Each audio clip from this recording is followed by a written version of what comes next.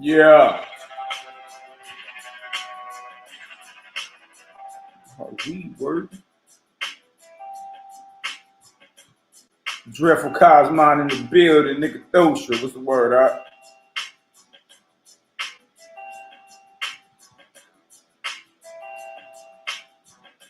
CG gang. You know how we work. Yeah. You know how we work. Y'all share this across all our chat groups and all this. Yeah. It's the CG gang. You know how we work. Yeah. I'll praise the creator.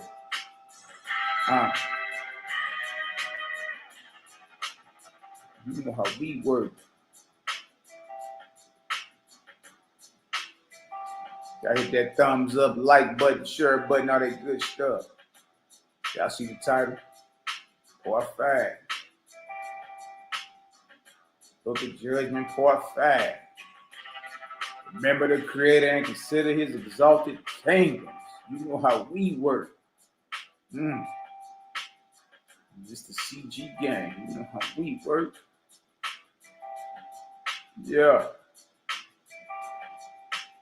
Y'all share this out. Get the algorithm popping. Thumbs up. Hit the like, hit the share. Let them know CGG still cooking. It's the CG gang. You know how we work. Yeah. Shout out to the haters, job jackers, and naysayers. It's the CG gang.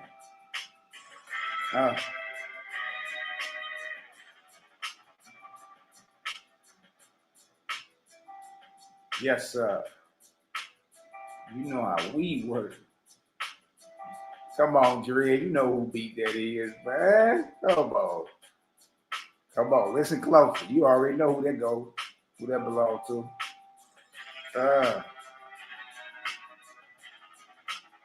And there was a rapper on the roof with the Remington, PB on the grind. And let's keep it real. Niggas singing on their hooks and they starting to sound feminine. Who is that, Dre? You know? Well, my boys and them jacked that beat from them and then redid it and dissed them on it. So, yeah, just the CG gang. You know how we work. Gang in the building, man. Y'all hit that like button, share button, subscribe button. We already in the building. Cheating is key. Fritz Foxwell is in the building. What's the word, huh? I'll give me a little minute sharing some of this out. You know how we work. Got my sister Chief and his kids in the building. You know how we work. Good to be alive, man. Fred is truly marvelous. In the building. You know how we work. Yes, sir. Good to see everybody piling on in. Y'all hit that thumbs up. You dig? Share button, like button, all that good stuff. Let them know the gang's still cooking. Yeah. Yeah, I know there's a lot of Millie Mouth misfits gonna be mad, but hey, guess what? They'll be all right. Ask us if we're gonna lose a nanosecond of sleep. Light bombs everywhere. Light bombs everywhere. You feel me? No time to mighty cuddle, tiptoe through no tulips.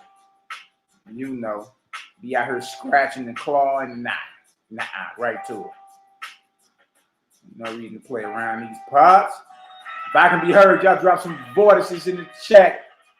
Let them know the gang is still cooking, baby. You know how we work. Got my brother Johnny James in the building. Yafa is in the building. Angelic is in the building. Everybody in the building, huh? Let's eat. That's right. My sister Rain is in the building. Y'all pile on in. We gonna talk about it. You know how we work. Yeah. It's the CG gang. Yes, sir. Feeling marvelous. All praise to the great spirit, the creator, the God maker. You know how we work? Yeah. CG gang.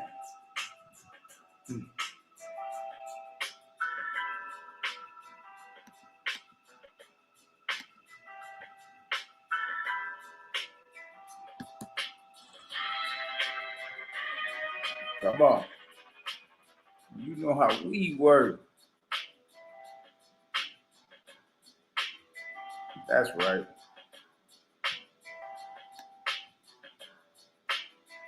They ain't ready for it, boy.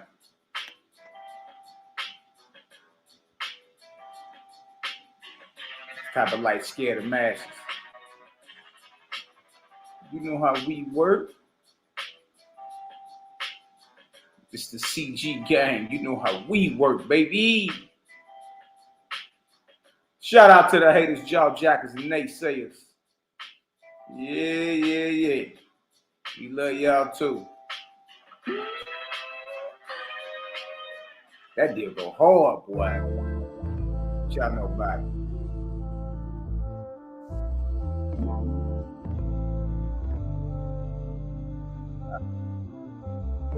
Yeah, brother Mayak is in the building. Word, Mayak. What's the skinny? Oh, come on.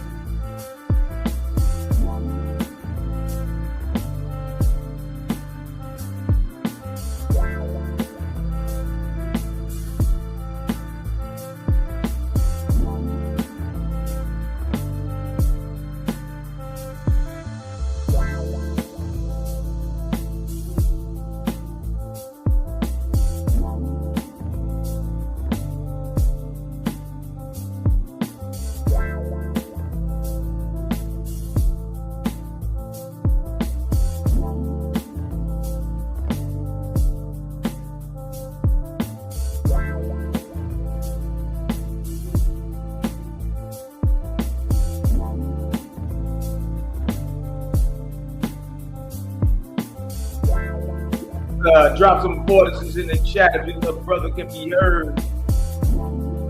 Hey, baby. Let's go.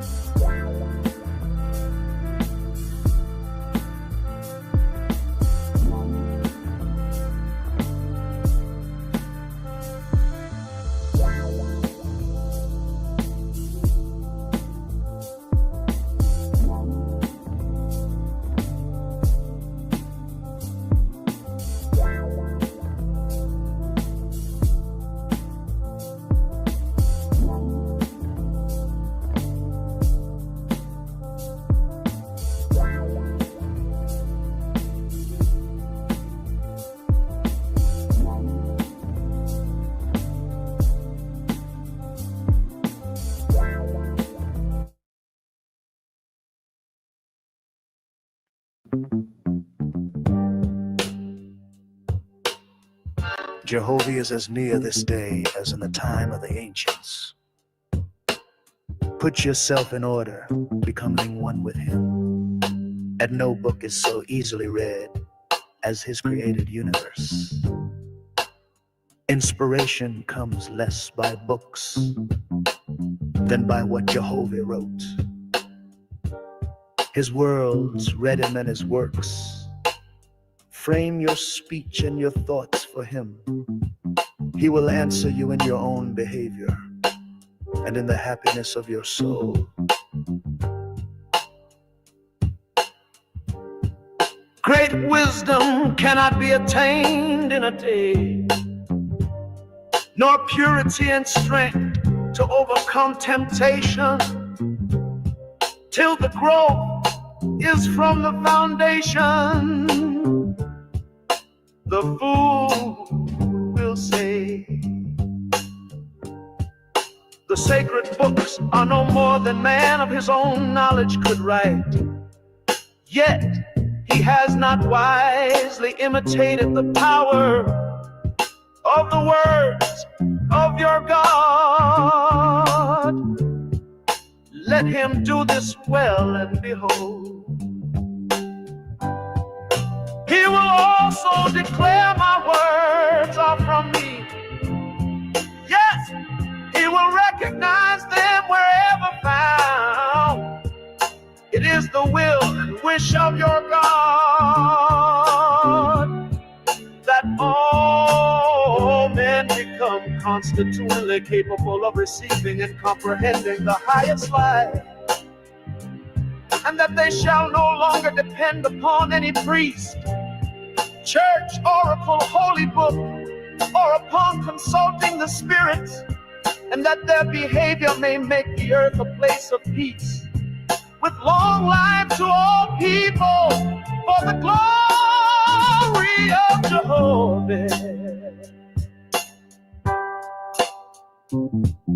To his Etherian gods and goddesses, Jehovah said, as you have founded arcs of light in my Etherian heavens, to determine the travel of my corporeal worlds, so shall my God of the earth inspire mortals to build lighthouses for man's ships that travel on the oceans, and those who travel in the ships.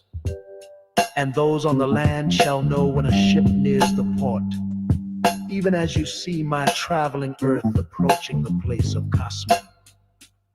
For this shall be an illustration to mortals, that I have appointed cycles of times and dawns of times, with gods and goddesses to superintend my creations in tenderness and love, lest by chance man becomes despondent, saying, alas, Jehovah did not provide in wisdom commensurate with the magnificence of his creations.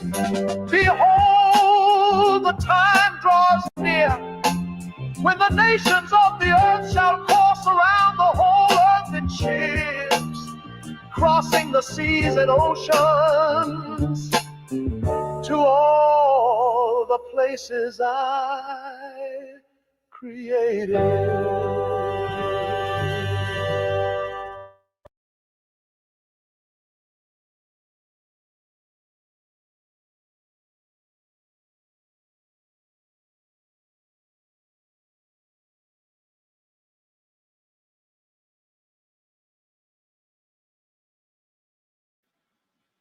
Mic check, mic check. 1, 2, 1, 2. All praises to the Creator, the maker of suns, moons, and stars, the Creator, the God maker. Always was, is, and never shall be. The mighty and great I am, whose magnitude is incomprehensible and whose presence is everywhere. It's your little brother, Malaki Macabee. I see the title, Book of Judgment, Part 5. Remember the Creator and consider his exalted kingdom. Yeah. This may be a little too high for the naysayer. He may get up under this light and start melting, but hey, nonetheless, if it resonates with you, you feel me? If you like, nah, man, that hit, that hit not only different, but better. It did. Y'all tap in with your bro. Tap in with the CGG, the Creator Gang. My brothers and sisters, and there's countless of us. You can't even put no number on it. Countless. I see y'all up in the chat. Got my brother Dread in the building. Dreadful Cosmo, nigga Thostra. My Cali Connect. What's the word, bro? Love and light, bro. You already know. Megaton light bombing. Just light bombs everywhere. My brother Fritz Foxwell is in the building. What's the word out? How you be? Love and light to everybody in the chat, man. Y'all know what's up. My sister's Chieftainess Key is in the building. Love and light bombs to everybody. Y'all already know. Yafa is in the building. Julie Ray. Love and light, Miss Julie Ray. My brother Johnny James is in the building. Johnny, I'm sending your oil out a couple days, bro. I got you. Almost got you already together. I appreciate the support and all that. Love and light to you and yours, man. Pray to continue to guide you, brother. Love and light. Angelic is in the building. My beloved sister. Michigan is in the building. Peace and progress, beloved siblings. That's right. That's right. Love and light to you, Angelic. The rain 24/7. Uh-oh. The rain 24/7.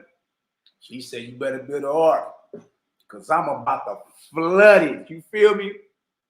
I ain't mad at you, sis. What's the word?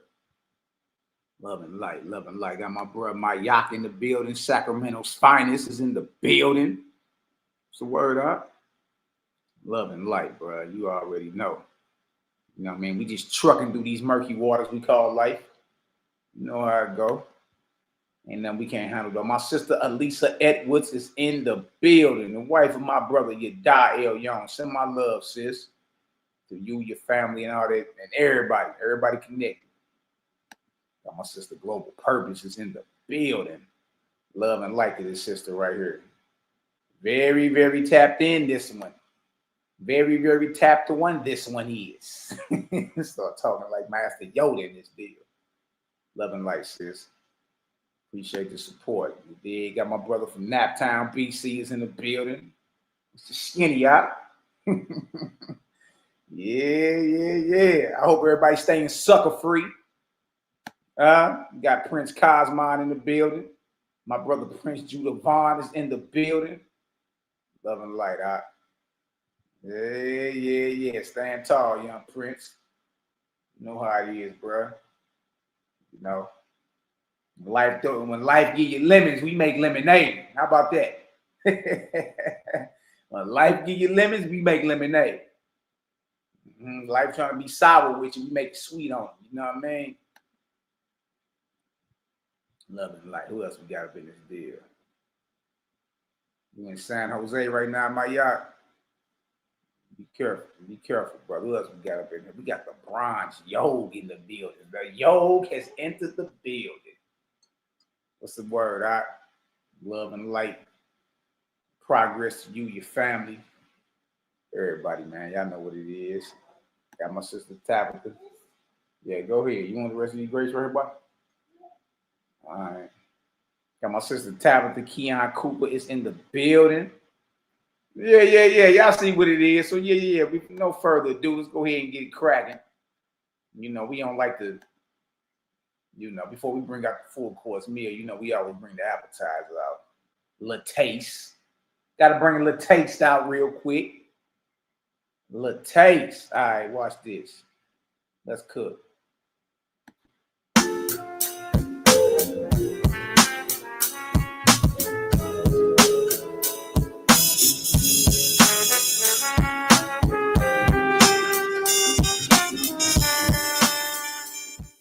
Peace. This your host, Selah Shalom, and this is the Cosmon Teachings in the Words of Jehovah and His Angel Ambassadors from the Cosmon Bible of WASPI. And the topic of discussion today is called The Introduction to the Wars Against Jehovah, which will be done in a series of videos. Now, these wars against Jehovah coincide with the 23rd arc cycle after the creation of man, the Ark of Spita. The time frame is within 3953 BC to 1553 BC. Which is the length of the 23rd arc cycle. At the beginning of every arc cycle of 3,000 years, new inspirations come upon the races of man, and new revelations and inventions are revealed to the races of man. The four great prophets, Abraham of Arabia, Brahma of India, Po of China, and Iwata of North Gautama, or North America, were the four lawgivers at the beginning of the 23rd arc cycle. As I read the stories of these four prophets, God gave them instructions on how to live and how to live separate from the king's people. And they had their own territories of living, which were unlike the king's people, where the king's people having great temples and government societies. Now, in order to understand truly what happened on earth during this time period, we must first understand what took place in the heavens during this time period. First, let me explain brief the order of the heavenly government so you can understand how the system operates. First, you have the Creator, who is the overseer of all. The Creator is the voice and the light, not in the image of anything He created. Incomprehensible is the Creator. Now, for each planetary world, you have a heavenly government designed by the Creator, and these heavenly governments are ran by the angels. Just as we on earth run our earthly government, just as we have elections to elect a man to be president, so does the angels in heaven have elections to see who will be chief ruler in office. And the name of the chief is called God. So God is just a title bestowed on an angel to have dominion and rulership of the heavenly government for a term or period, just as a president have dominion and rulership over the country for his term. And this is where we get the government structure from, the angels, designed by the Creator. Now, just as the president has an administration to help him, likewise with the heavenly government of God, he has an administration of angels called Lord Gods to help run the government with him. The term Lord God or Lord Gods is a title bestowed on an angel who is second in rank of the heavenly government and rules over continents and countries, just as the president is chief ruler and the vice president is co-ruler, likewise with the Lord God or Lord Gods ruling with God. And these Lord Gods help make up the administration of the heavenly government of God. Below the Lord Gods are the lords, who are responsible for earthly affairs amongst humans. They are responsible for establishing great nations amongst humans. And below the Lord Gods are the guardian angels over humans, whose duty it is to keep record of every human's life from their birth to their death is the responsibility of the guardian angel. So this is just a brief description of the ranks and order of angels in the heavenly government, no different than the ranks and orders of people in our earthly government. And in the OWASP, it makes this plain to understand. It's not complicated at all. It gives you these different ranks of angels so you have a clear understanding who is who. Like, when we read the Bible, it says Lord God, then it says Lord, then it says God. It got us believing that all this is the same God, but these are different ranking angels. And the OWASP clarifies this, while in the King James Version, it doesn't have no clarification who is who. Now, when you hear the term false God, that is to say, when a host of angels, one being chief leader, decide to separate from the true order of God established by the Creator, those angels come up with their own ideology and doctrine and set up their own heavenly kingdom with the same settings as mentioned above. And this is how you get your false gods, false Lord gods, and false lords, and false guardian angels, and false prophets proclaiming to be the Creator in the image of man. And these false gods inspire humans with their false doctrines, and tribes of men begin to proclaim this false doctrine, shedding blood in the name of his false God. And this is a briefing of how the wars in heaven and earth are started. Now, this time period within the 23rd arc cycle is the beginning of the Kemetic dynasties and the Sumerian dynasties, the Harappa and the Indus Valley civilizations, and the birth of the Hebrew Israelites. It is from this time period that most historians trace civilization back to. In Kemet, the first pharaoh to start the first dynastic is Menes, which time period historians place at about 3100 BC, which would fall within the 23rd arc cycle. It is during this arc cycle, the 23rd arc cycle, that the pyramids of Kemet were built up, along with the pyramids across the world. It is during this time that the names Lord God, Darius, Zeus, Osiris, Ashtaroth, Baal, and other deities were worshipped in place of the Great Spirit, the Creator. In this series of videos, I'm going to show how a false angel by the name of Anu Hassaj began these wars against Jehovah, attempting to overthrow the heavenly government of true God, Son of Jehovah, and how these heavenly wars amongst angels inspired earthly wars amongst humans, which were the battle of 1,000 years within that arc cycle. I'm going to show how Osiris the False of Kemet came to power and the origin of the rites of Anubi. I'm going to show how the deities or the angels Ashtaroth and Baal became worshipful names on the earth. And this is the time period when the worship of the Creator as the unseen master is banished and replaced with idol worship, which is the image of man and a representation of the Creator, beginning with the Egyptians and Sumerians, who are highly responsible for the worshiping of deities or idols, and is responsible for some of the idols today being worshipped, such as Amen, Baal, the Mother Mary with child, which is really a Set and Horus. These deities originated during the 23rd arc cycle after the creation of man, the Ark of Spita. As a reader of the King James Bible, it doesn't explain the difference between God, and Lord. They have the reader believing that these ranking angels are the creator, when in truth, these are angels in position of government, not to be confused with the creator. In the Hebrew tongue in Genesis, the God of the 7-day creation is Elohim, which means gods, with the S at the end. So in the original Hebrew Genesis story of creation, it was a host of gods called Elohim, and not one God as we believe the Genesis creation story to be. If it was one God in the Hebrew, it would have read Allah created and not Elohim created. In Genesis 1, verse 26, where it states, "Let us make man," I'm going to show how these errors came about stemming from Egypt and Sumer, how the Hebrews just incorporated these stories in their doctrine or Torah. And it is in this same time period that the stories of Genesis was created, with the stories of Adam and Eve, Cain and Abel, and Noah, and other stories as we have it in the King James Bible. It all originated in Egypt and Sumer, and I'm going to show how the stories of Genesis is not Hebrew in origin, but Egyptian and Sumerian. And the Hebrews incorporated it in their doctrine centuries after. And the 23rd arc cycle ends with the coming of Moses. And with that, I'd like to say peace and blessings and catch you on the next documentary of the Wars of Jehovah. Shalom.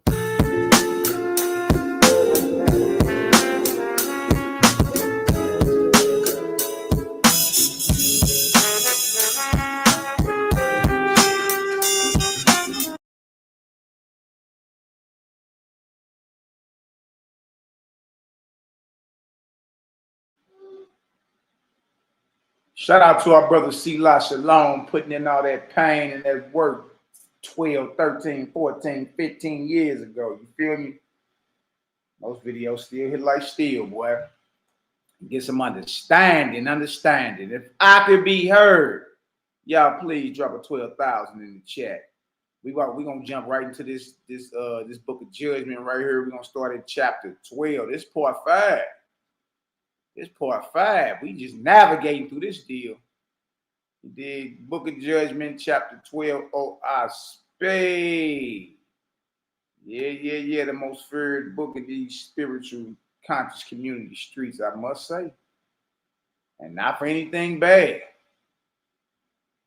It's because the deities are being exposed everywhere. It did truly marvelous, man. Great is off the chain. I can't complain.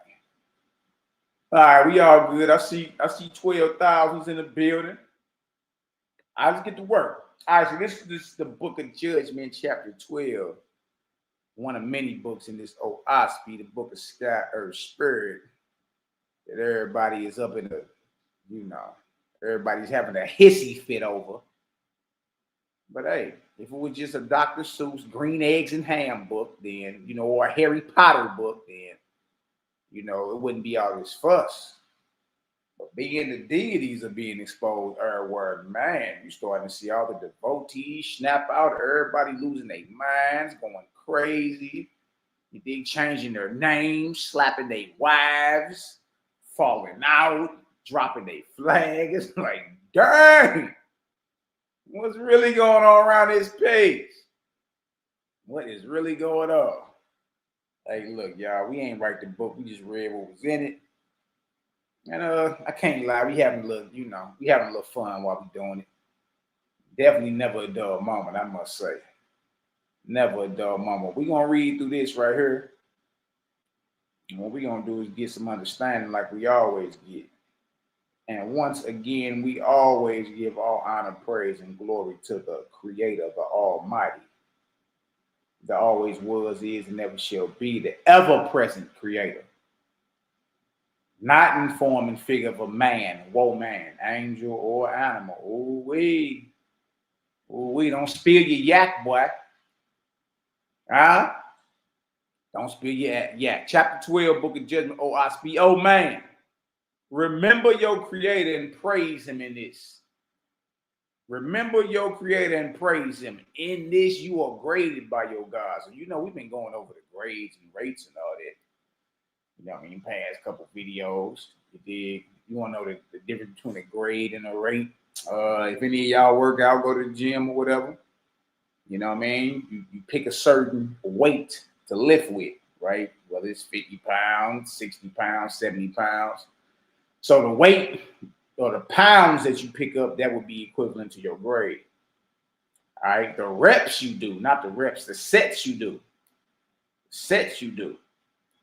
The reps and sets you do is equivalent to your rate. So, okay, you can lift 225 pounds, but can you maintain that 225 pounds for reps of 10 for 4 sets? You feel me? So your grade will be the weight, how much it weighs. The rate will be your reps and sets of that weight. All right, so we've been going over there. So say you got a, you got a grade 55, right?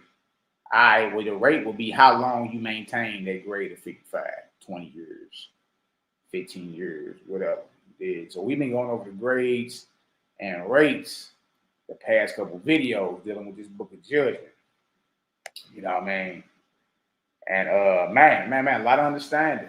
Lots of understanding. What's this say? She said, she like set the tone for so many years. But yeah. You gotta salute that, man. You know what I mean? You gotta salute diligent, you know what I mean, hard work. That's really, and it really can't call it really ain't hard. It's but it is trying and challenging when the entire world be against you. It's easy when everybody, you know, agrees with the information and everybody read the same info. You know what I mean? You get a feeling of, you know, yes, but it ain't easy when, and when I say easy, like mentally and spiritually, it ain't easy when you basically the only one, you know, shouting from the rooftops. You dig? You the only one. You basically speaking to the earth, prophesy to the wind. It ain't easy at times, man. You know what I mean? Sometimes this walk get lonely. You be having to really, you know, search your inner man and get down in your bag, man, and be determined. You know what I mean? So salute the brother. So you know, it take a lot. It take a lot to, you know, and a lot of sacrifices too. And it take a lot of thick skin, not thin, thick skin, because a lot of things people do or come at you with, you know, emotional, little goofy stuff. You know what I mean? So now salute the brother, absolutely. Because I knows what it say in verse 1. It say, "Oh man, remember your creator and praise him. In this you are graded by your God." See, you graded by remembering your creator and always praise him. Part of the grade too. Okay, let's keep going. Verse 2. Those who do not see him are weak in spirit. Oh, hold on. Those who do not see him are weak in spirit. Those who see him in all things and hear his voice in the leaves and in every herb. Hold on. Those who see him in all things and hear his voice in the leaves and in every herb are strong in spirit. I'm going to leave that right there for y'all. You know what I mean? If you can hear the creator's voice in every herb, that brother strong in spirit. Dang, look at some of y'all like, yeah, every herb. Hold on. Every herb. Hold on. That deal say, hold on, man. See, I can hear the Millie Mouth Misfits now. Nah, Mally, hold on, nah. I'm gonna read that again. Hold on. For those of us who are strong in spirit. For those of us who are strong in spirit, Prince Cosmon. You're strong in spirit, brother. Hold on. You're strong in spirit. Sister Rain, you strong in spirit, sis? Boy, I can hear him now. But then, not Malaki, hold on. Hey, look, I didn't write the book, y'all. I just read what was in it. Leave me alone. I just read what was in it now. You know what I mean? That deal said every herb now. Nah, Malaki, hold on, nah. This is can you leave me alone? Hold on. Key, what you say? Won't he do it? I know y'all probably highlighting that verse. Y'all probably, hold on, Book of Judgment. Malik, what was that verse, Malik? That Book of Judgment, chapter 12 and 2. Y'all highlight that one right there. That deal say, those who do not see him are weak in spirit. Hold on. Those who see him in all things, not some things, y'all, all things, and hear his voice in the leaves and in every herb. Hold on now. Or what? Strong in spirit. If you're strong in spirit, y'all please drop a 13,000 in the chat. And if you're strong in spirit, that means you hear the Creator's voice in every leaf, in the leaves, and in every herb.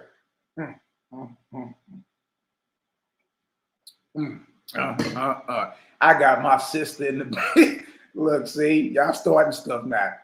I got my sister in the chat. Miss Deshaun LaFay, looking asses in the chat. Intuitive Goat, my sister. Y'all go like, subscribe, share. You know it's all good. I'm just reading, so there's no reason anybody be mad at me, man. You know, be mad at me. Hold on. Prince said, I used to think I was. No, boy, you ain't crazy that boy. Boy, you ain't crazy that boy. You ain't crazy. All right, let's keep going. Let's keep going. I see y'all strong in spirit around this junk. Y'all hear his voice in every herb. Okay. Let's keep going. These are the grades of the resurrection of the souls of men. Okay. For what is the earth other than a folding nest? And the possessions, look at this. For those who try to make themselves economically superior because of their possessions. Let's say, but what is the earth other than a folding nest? And the possessions of the earth other than chains of bondage. If you're very resourceful and you got a whole bunch of big head Ben Franklins and you know what I mean, all that extra stuff, then guess what? You got a lot of mammon or a lot of physical possessions or whatever, it ain't nothing but bondage to you, especially when you cross over. So if you're somebody that's resourceful and got your hands on a lot of stuff, make sure you're doing the most good you can do for everybody else. Other than that, your riches, your material wealth, your mammon, your status, all that enslaves you, especially on the other side. You become enslaved to it. You see that? The earth is a folding nest. And the possessions of the earth, chains of bondage. And we free around this giant. You know what I mean? And it's wild because today people, you know, they'll look at you as if you're less fortunate or, you know, inferior to them because maybe their bank account's a little larger than yours. Or, you know, man, you got lint in your pocket like me. You know, people get to looking at you sideways with the jaundiced eye. Well, watch me tell you, look, man, look, I love the fact that the spirit world, you can't bring none of that, you know, that heavy talk, all that, how much bread you can stack. You can't bring it over there. Nah, the playing field is level, Jack. You know what I mean? We see you for who you really are. Chains of bondage, man, all them damn possessions. Chains of bondage. Look at this word. This word. This deal say, my heavens rest upon the earth. The place of the Essene, the newborn spirit, is in my keeping. And I have adjusted the places of the grades of my heavens according to their inhabitants. Ooh-wee. I people the heavens of the earth with the spirits of the dead. Remember that? I people the heavens of the earth with the spirits of the dead, according to their grade and their physical lives, so do I arrange them. Let's go look at some of these grades too. We keep running up on them. Let's go look at some of these grades. Shit, I still got that pulled up. Just so everybody can understand. feel me? You want to still got that pulled up? What is that? Oh, hold on, yeah. What's up with Joe? Oh, okay. Well, let me finish doing what I'm doing. I got you. Dang. Hold on 1 second.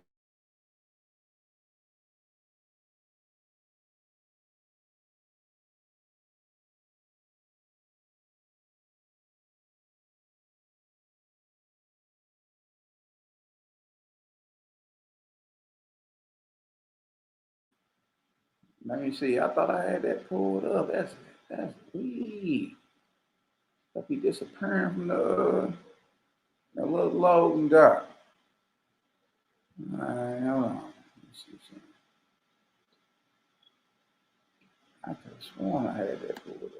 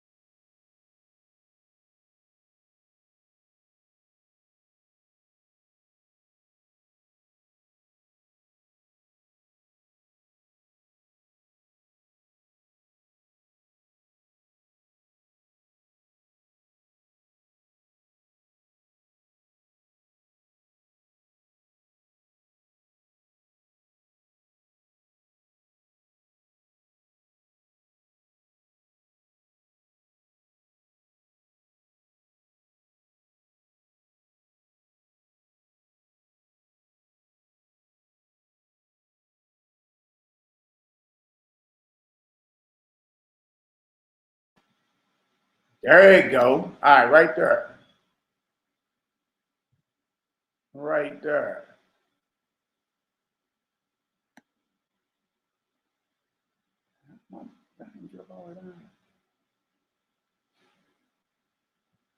Right. So Judgment 12:6. I people the heavens. I people the heavens of the earth with the spirits of the dead according to their grade in their physical lives. So do I arrange them to provide for their everlasting resurrection and make them rejoice in their being. These are the labors of your God. God's job is to resurrect you, point you toward resurrection so you can rise up higher and higher and receive your inheritance. The grades and ascensions of spirit after death according to the grades and rates.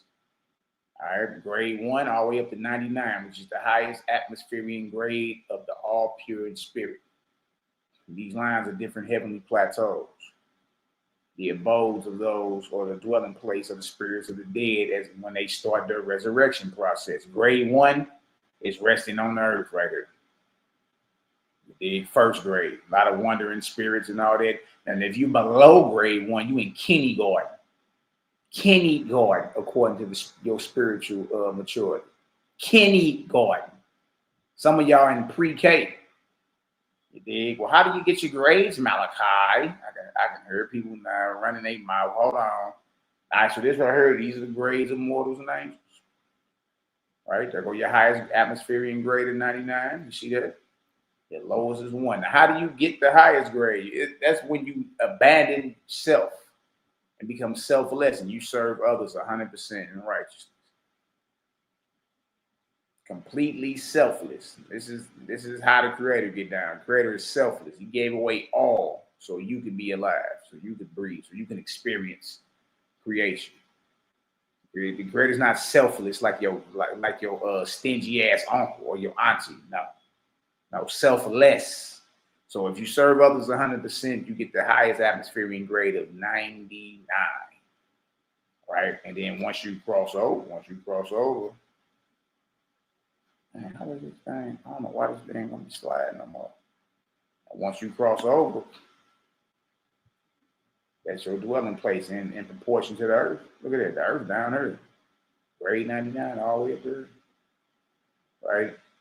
And that ain't even, that's just the highest atmospheric grade. Once you prepare to be a bride and bridegroom at, graduation time, you will bother the earth atmosphere and you into what's called etheria, the countless worlds of the creator.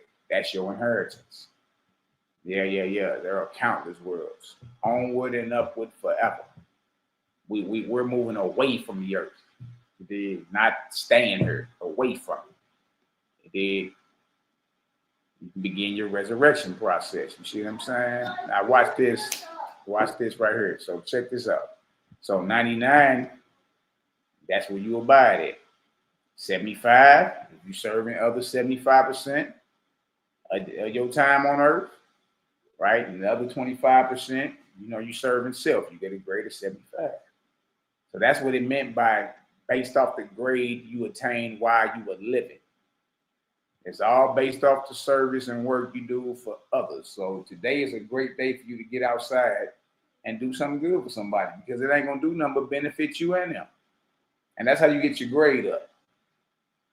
That's how you get your grade up. It's strictly about the good you can do for others. Now, if you want any more detail, go back to the Book of Judgment, part 1 that we started. This part 5 right here. Right? And we go over step by step what you need to do. And how you take away from your grade. You know what I mean? You can do something good, but then turn around and do something bad, and it takes away from your grade. You feel me? So you constantly got to be on guard. Yeah, but it ain't hard though. It ain't hard at all. Look at this right here. Read that verse 6 again, because that makes sense. Now you can practically see what's going on, right? Look at this here. It said, I people the heavens of the earth with the spirits of the dead, according to their grade in their corporeal lives, so do I arrange them. Now y'all see, to provide for their everlasting resurrection, everlasting, meaning forever. Right? We ain't talking about resurrection like you die and turn to dust and your bones turn to dust, and then you materialize and come out the grave, the night of the walking dead. Basically, zombies with new bodies. Nah, resurrection is graduation. Resurrection got to do with ascension. Resurrection got to do with rising up. Rising up, not declension, coming back to the earth. That's declining. You're not resurrecting, you're coming back to the earth. You see? No way. Notice what he said, though, everlasting resurrection, and make them rejoice in their being. These are the labors of your God. God's work is to inspire you to take his place. God is who you become. If you're a woman, a goddess is who you become, not who you worship. God is who you become. But then you worship and praise the creator who made even God. If y'all understand that, drop a 4,000 in the chat, man. This is easy to understand. You figure smell me play a kindergarten. Oh, wait. Come on, let's keep reading. Watch this.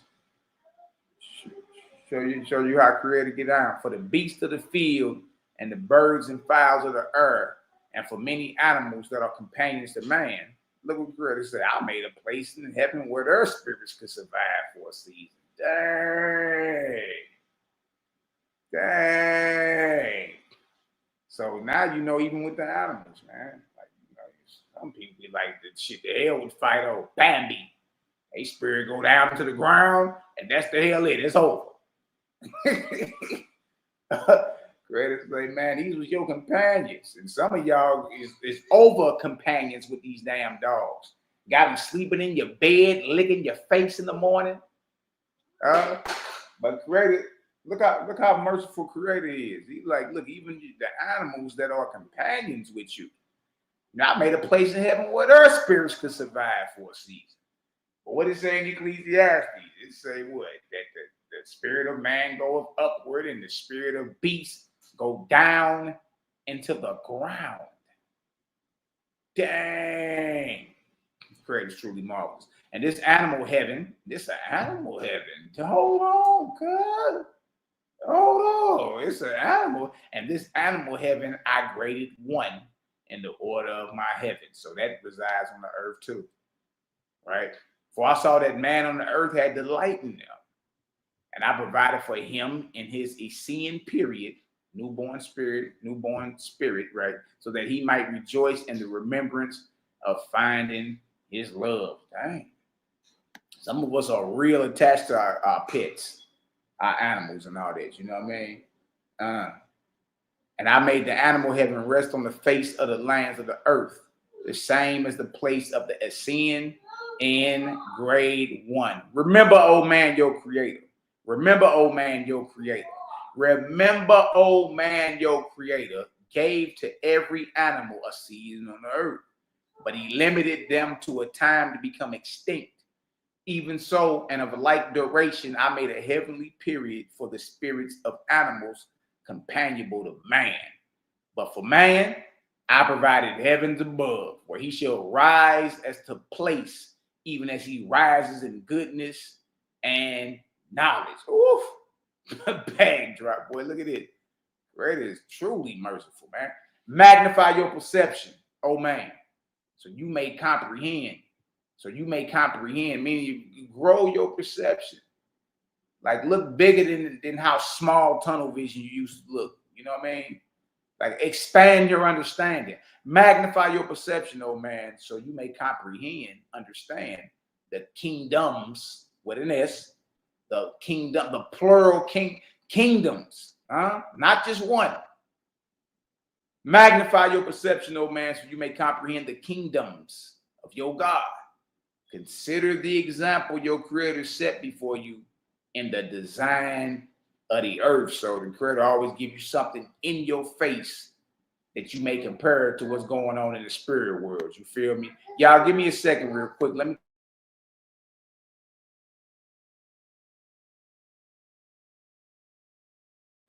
me holler this little joker real quick. Y'all give me 1 second. I'll be right back. You feel me? The inmates are running the asylum. The inmates are running the asylum. Give me 1 second, fam. Hold on.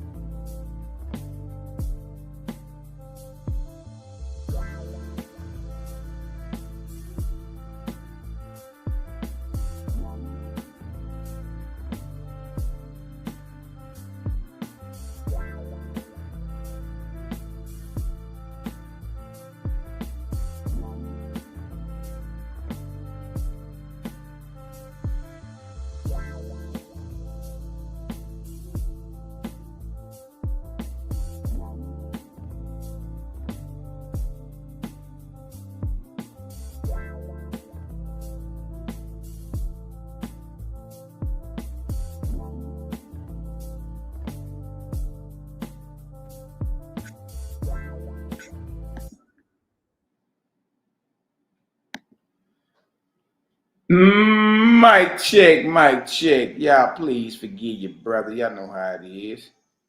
Y'all know how it is.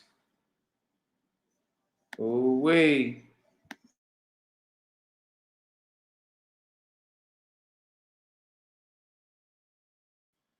Ooh wee, ooh wee. All right, let's go ahead and keep it moving. Let's go ahead and keep it moving. Judgment 12 and 14. Judgment 12 and 14, baby. Make sure we all good to go around these parts. All right. So Judgment 12 and 14. Magnify your perception, O man, so you may comprehend the kingdoms. Woof. The kingdoms of your God. Consider the example your creator set before you in the design of the earth. The creator always puts something right in your face so you can compare something physical with what you can't see. Something visible with what you can't see. Right? That's why, look, life, or what you know is physical life, is just school. It's actually a training ground. Yeah, you're training. You're preparing yourself for the next world. And so on. You see what I'm saying?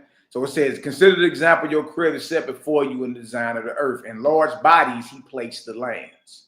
In large bodies, he placed the oceans. Not in little hillocks of land and little puddles of water.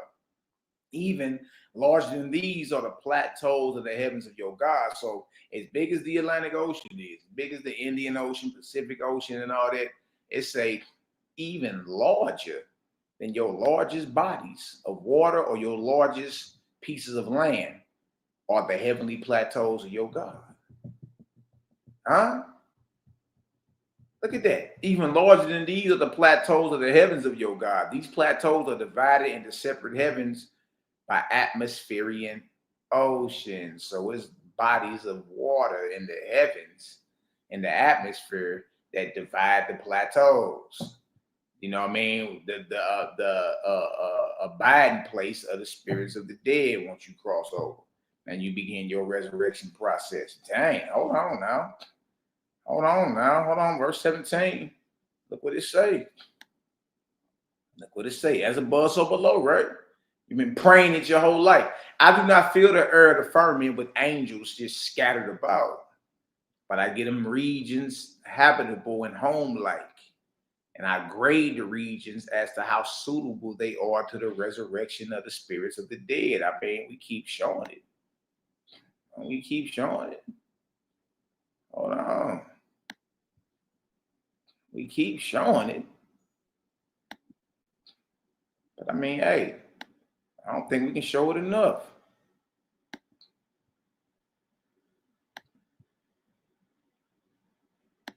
My side, I always show sidebar. Bang. These are different plateaus. Way more detail, but just something, a drawing to put in your face so you can see what's going on. And how each one of these plateaus are divided by atmosphere and ocean. Oh-wee. And the atmosphere of the heavens is not just, just smidgens of angels just sprinkled about. No, it ain't like that. That's just disciplined, well structured, and ordered on earth, so it is in the heavens. See, it's practical. We take the spookism right out of it. Just show you what it is. Like, look, you've really been dealing with this type of stuff your whole life. It's just you never connected the dots. I do not fill the earth of firmament with angels scattered about, but I get them regions habitable and home-like. And I grade the regions as to how suitable they are to the resurrection of the spirits of the dead. Good night, wait. And just like when you were birthed here, it was already system in order. It was already hospitals and factories and nurses and parents and doctors and OBG, what y'all women call them, the OBGYNs and all that stuff was already here by the time you decided to arrive, or by the time your parents got together and conceived you and you came on through the womb. 9-10 months later. Notice it was already a system in order, prepared for you. You see, and it's the same what we headed to. It's already a system in order. right? And it says, and I grade the regions as to how suitable they are to the resurrection of the spirits of the dead. Consider the work of your creator. Oh,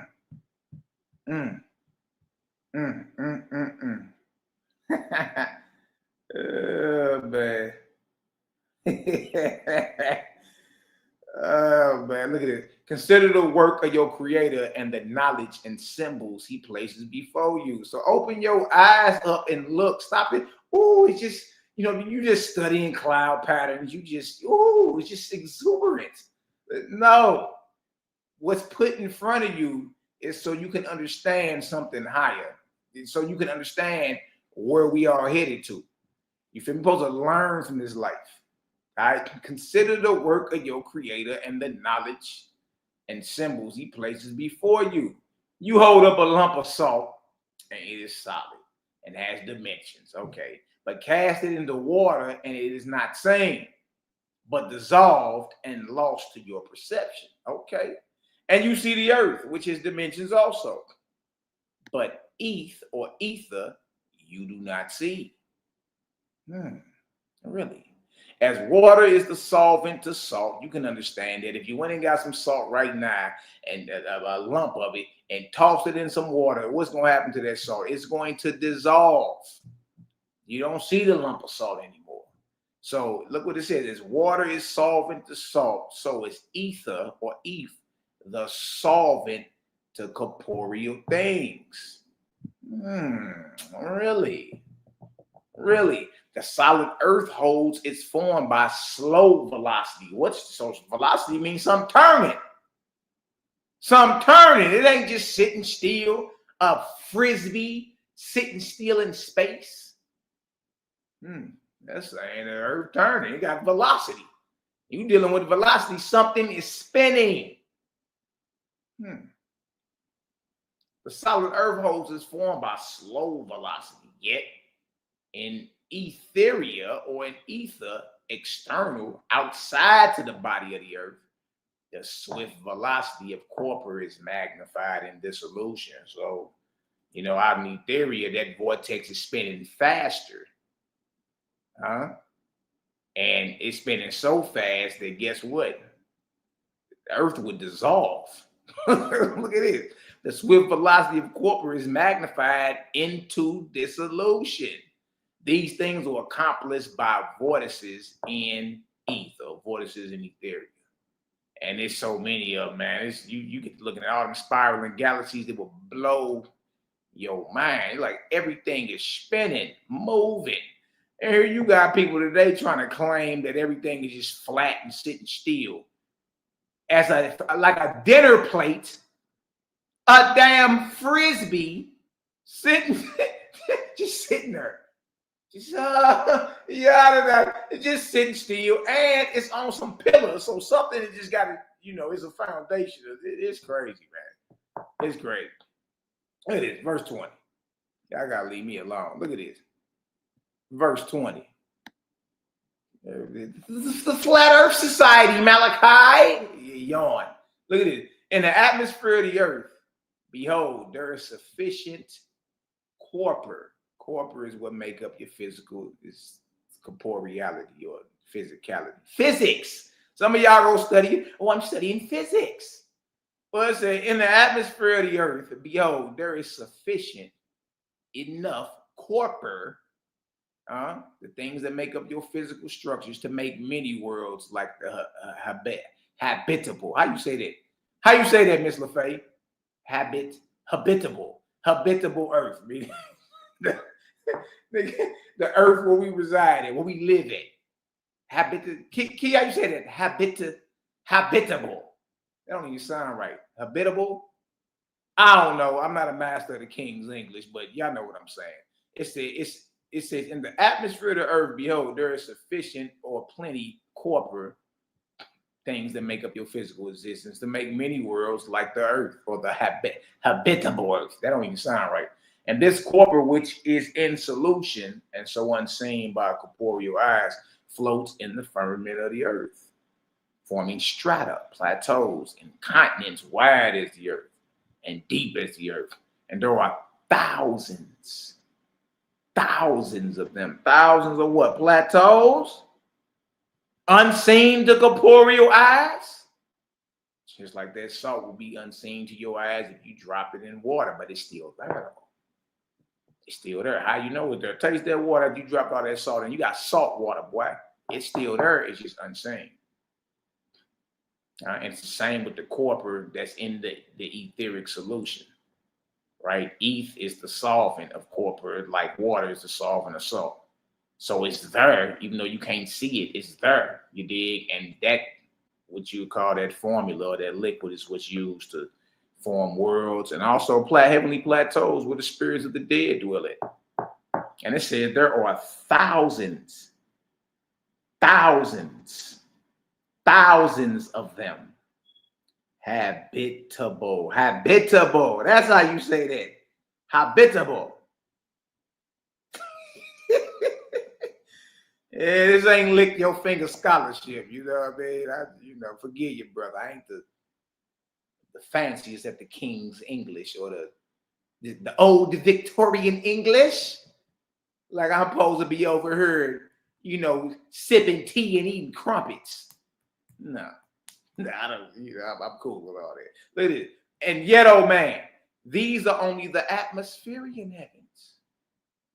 These are the dominions given into the keeping of your God. Good night, boy. You see everything God responsible for? Every spirit in the earth and every spirit in the heavens of the earth, God is responsible for aiming them toward higher plateaus and higher resurrection. That's God's job. God's job is not to receive your prayers and for you to be, on your knees, bowing, getting them dusty, and you are in reverence in your prayer breath. Show dear Father God, like that nigga Trump. And God, we love you, God. I say, boy, this nigga Donald Trump, boy. If y'all think that you and Donald Trump is talking about the same maker, creator stuff, you're sadly mistaken. No. Donald Trump has a battery in his back from a demonic god of war. It's not who you think it is. The Black Caucus, clicking their heels and getting a straight back when he walk around. Here all y'all Negroes go laying hands on Donald Trump, praying for him. You got your evangelicals like, oh, he's the savior. You got people over in Israel putting this nigga image on shekels. You know what I mean? I'll be like, bro, look, if y'all don't pay attention to what the hell is going on, look at this. And yet, oh man, these are only the atmospherian heavens. These are the dominions given into the keeping of your God. Good night. These are my kingdoms and my heavens for what? For a season. God say it's only for a season, player. Because God only sit as God, true God, for 400 years. He slide on out of there. And you got to make way for the next one. You know what I mean? Because once he got enough brides and bridegrooms, once he done leaned or aimed, billions of spirits toward resurrection or toward creator, once his time is up, his 400 years, he move out the way and take all those who are eligible to ascend the fatherhood. And then another one takes his place and sits as God. You know what I mean? God is not the creator, though. God is not the creator. You dig? Look at this. As you, O man of the earth, sail your ships abroad over the ocean. Y'all, in 1492, when Columbus sailed the ocean blue. Here you go, just crazy with it. It said, as you, O man of the earth, sail your ships abroad over the ocean and come into a new land. Go ashore and settle your people on it, and it becomes a new kingdom. So likewise, does your God accomplish in the heavens of the earth, in the plateaus of this vortex. So just like, man decides to get a battery in his back and get to sailing over waters and oceans to establish and come to different lands and kingdoms, it's the same thing in the heavens. Now remember, all the plateaus are divided by Matter of fact, these plateaus are bigger and wider than your continents and bodies of water. So it ain't like it ain't plenty of space. You dig? But what separates each plateau from the next are large atmospheric oceans. So just like man has to get in his ship and, travel to a different part of this earth, God does the same thing, but with heavenly ships. Huh? Good night, boy. The plateaus of this vortex, habitable. Yeah, right on getting y'all brother together, man. I ain't the best at the Victorian English. Huh? I don't drink tea and eat crumpets. you know what I mean? But drink some tea with your pinky finger up with the look. Nah. I don't do that. You feel me? That ain't my skinny. That ain't my lane. You feel me? Verse 23. Remember the magnitude of your Creator's works and the symbols he set before you. Where the clouds float high, it does not rain. Where they drag on the face of the earth, it rains daily. Consider the habitations of the resurrections of the dead, which are in the keeping of your God. Good night, boy. You know what I mean? So look, y'all, when we be saying, hey, peace, God, salute to the God, peace, Goddess, hey, it's a great responsibility to come with that title. Men love to hear God today, you dig? But man, you a manager of a world. Not just the world, the atmosphere surrounding that world. It's a lot of responsibility come with that, man. You dig? And you're gonna have to shoulder that one day. All right, you're gonna have to bend or aim billions of inhabitants, whether they're in the flesh or in the spirit. Aim them toward Creator. Consider the work of your God, man. Look at it. Even as to the square of the distance away from the earth, so are the grades of my resurrections. See, away from the earth. When we talk resurrection, we're not talking about the night of the living dead. We're not talking about zombies getting out the ground and walking around and no, onward and upward forever. There are higher resurrections, there are higher kingdoms. You understand? And the Creator never stopped creating. So guess what? You'll never catch him. You'll never catch Creator. The highest raised angel can't even comprehend the Creator in the Creator's entirety. The highest raised angel can't. Which means that you just as close as the highest raised angel to your maker. You just as close. The greatest is near today as he was in the ancients.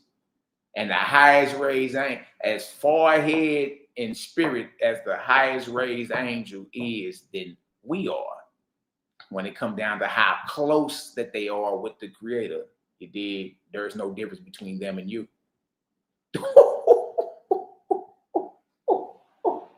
Because we can't comprehend Creator in its entirety either.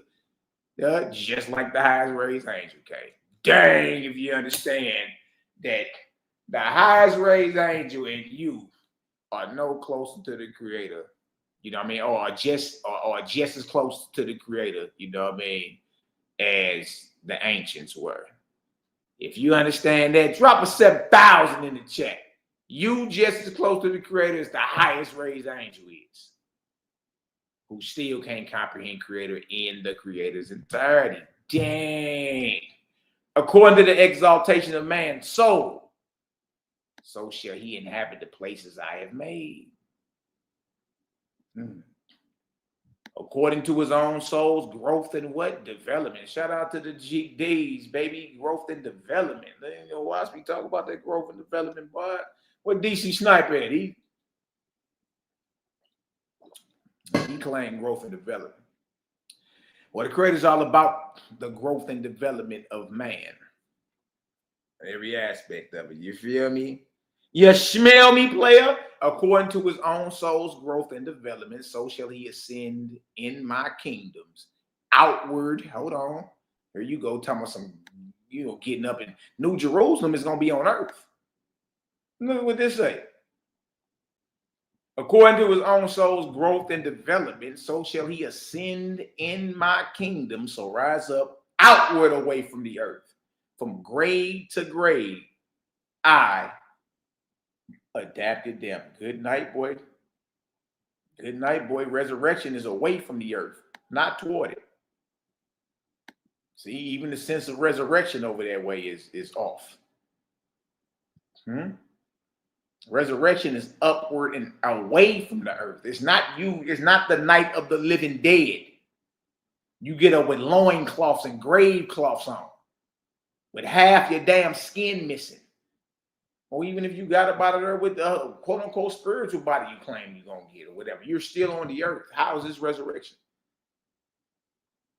You just back in the flesh. And that's what reincarnation means. So really, the concept of resurrection, biblically speaking, and reincarnation, shit, is basically the same thing. You're back in the flesh on earth. Ain't that what resurrection is according to the Bible?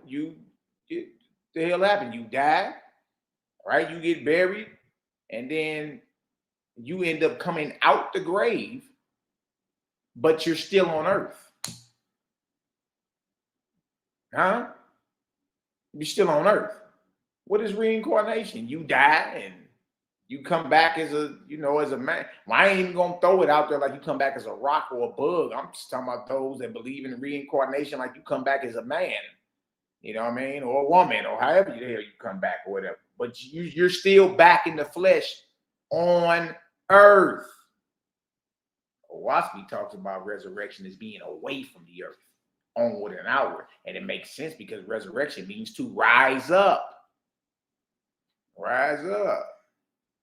You see? So even the concept of resurrection, biblically speaking, it ain't that much different than reincarnation. It's the same thing. Reincarnate. Carnate is flesh. The reincarnate means back in flesh, to reappear in flesh. And that's what the biblical understanding of resurrection is too. You're just back in flesh. But Owaski, the book of Sky Spirit, talk about resurrection, and resurrection is once you cross over, once you die, you enter the first resurrection. And then as you continue to grow, train, and graduate and get your lessons together, you resurrect higher and higher. Resurrection is away from the earth. It's not back in the flesh on the earth again. You feel me? So there is no difference really between biblical resurrection and reincarnation. You're just back in the flesh on the earth. Resurrection in Owaski is away from the earth. You continue to advance and grow as a spirit, or if you want to call it an ancestor, an angel, whatever. Your training continues. Your education continues. You got tests you got to pass. You dig. You get your grade up, and you continue to move upward into these different, how y'all say it, habitable places of the light. You feel me? So if you understand that when we say resurrection over this way, we're talking away from the earth, upward and outward. We're not talking about back in the flesh, or back in some type of flesh on the earth. If y'all understand that, drop me a 3,000 in the chat for the Arc Cycle Cosmon, man. We ain't here to body cuddle. We ain't here to play with you. We not here to lick our fingers. We not here to, to accept the idols or the idols of heaven, blaspheme against Creator. No, we're not doing none of that. Now we're going to press the line. Look at this. It is. According to his own soul's growth and development, so shall he ascend in my kingdoms outward away from the earth, from grade to grade. I adapted them. So even resurrection is total different than what the Bible's saying. The Bible's saying it's going to be the night of the living dead. Get out the grave and walk around on this earth again. Owaski is saying, nah, resurrection is outward away from the earth, grade to grade. I got spots for you to live, you know what I mean? That's habitable, right? In the atmosphere and in the heavens beyond that. Based off your grade, why you was living. Man, this is easy to understand. They got to leave me alone. It's easy to understand. It's just people are in denial. Denial. DENIAL. Don't even know I'm lying. Don't even know I am lying tonight. Good night, good night, good night. Ooh-wee. I see 3,000 in the chat. Okay. Now look at Prince. Prince say, well, yeah, you know, but it take, you know what, Prince, it take for somebody to really get in there. You get in it and start reading over it and tripping off of it, then you can make that confession. Most can't though, because they ain't ready or they scared to. They scared to read something like that, man, because it goes against everything you're talking about. But it not even go against challenges. It forces you to reevaluate what it is you thought was real this whole time. You see what I'm saying? Got my sister Samisha, create a gang in the building. What's the word, sis? I ain't seen you in a minute. Dang. What's up with them young soldiers over that way? Tell them young soldiers, you know what I mean? Our young nephews, you dig? Hey, you know what I mean? By any means necessary, protect their moms. You know what I mean? I gotta send y'all something too. I got some smell good for them little jokes. I know they bought out. I know them little jokes bought out, boy. All right, let's get to this right here. What's up with the bronze? What's up, bronze? Mr. Skinny. Mr. Skinny. I don't know, bronze. They said you're gonna resurrect in your grave cloths, boy. You're gonna be walking around like it's like a zombie when it's time. You're gonna be waiting for Gabriel to blow his trumpet. You're gonna be walking around like a zombie. My brother. What you think about that, Bronze? Talk to us. Yeah, that's Bronze's brother, my zone. Bronze used to be the hitman. Bronze used to be the hitman for Bishop Softshoe. You know what I mean? Bronze used to be the hitman for Bishop Softshoe. I've seen some pictures, boy. Bronze wasn't playing no games, boy. All right, let's get back to this. Into it to go. VP, what's the word, my brother? That's right. Love and memory, our beloved sister. She Brew 144. That was my girl there right there, boy. That was my girl there. The Swift Messenger for real. Pull them on file. That's right. Rise in power, sis. Continue to rise in power. Dang. Okay. I see y'all. She, bro, you still love. Look at the gang still shouting you out, baby. I seen the picture of sis too. She was not bad on the eyes at all. I say, that's who? You heard she was a short little thing, but man, hey, salute sis. I was like, okay. And our sister Imar Robbie Dobson. That was mama right there, boy. Yeah. Me and her had some cool convos. Yeah, she ended up reversing her diabetes, man, like in her mid-70s. I say, dang, what did she was like, Malaki, look, look, when y'all stopped chewing on all that, I did too. She was like in months. I've been dealing with this my whole life. She was like in months, my stuff just, you know what I mean? I got everything regulated, like everything cool. And that's because I stopped eating certain things. I was like, straight up. She was like, yeah. It is in her mids. She was in her mids this a couple years ago. Mid-70s. Big, so may she rise in power too. That was Iman. She was solid too. Sister Deborah, I remember her. Yep, she was a deep one too. She was deep, sis. You know what I mean? But look, man, we got the man. Look, see, once you know the system in order, it's like, oh, okay. I'm kind of excited for them. Like, dang, you know what I mean? What y'all got popping around this deal? But hey, you know, everything in due time, man. Everything in due time. All right, let's get back to this. You know what I mean? Y'all all remembered, appreciated, loved, all that good stuff. Let's get this chapter 13. Grab me some water real quick. Hold on, y'all. Give me a second.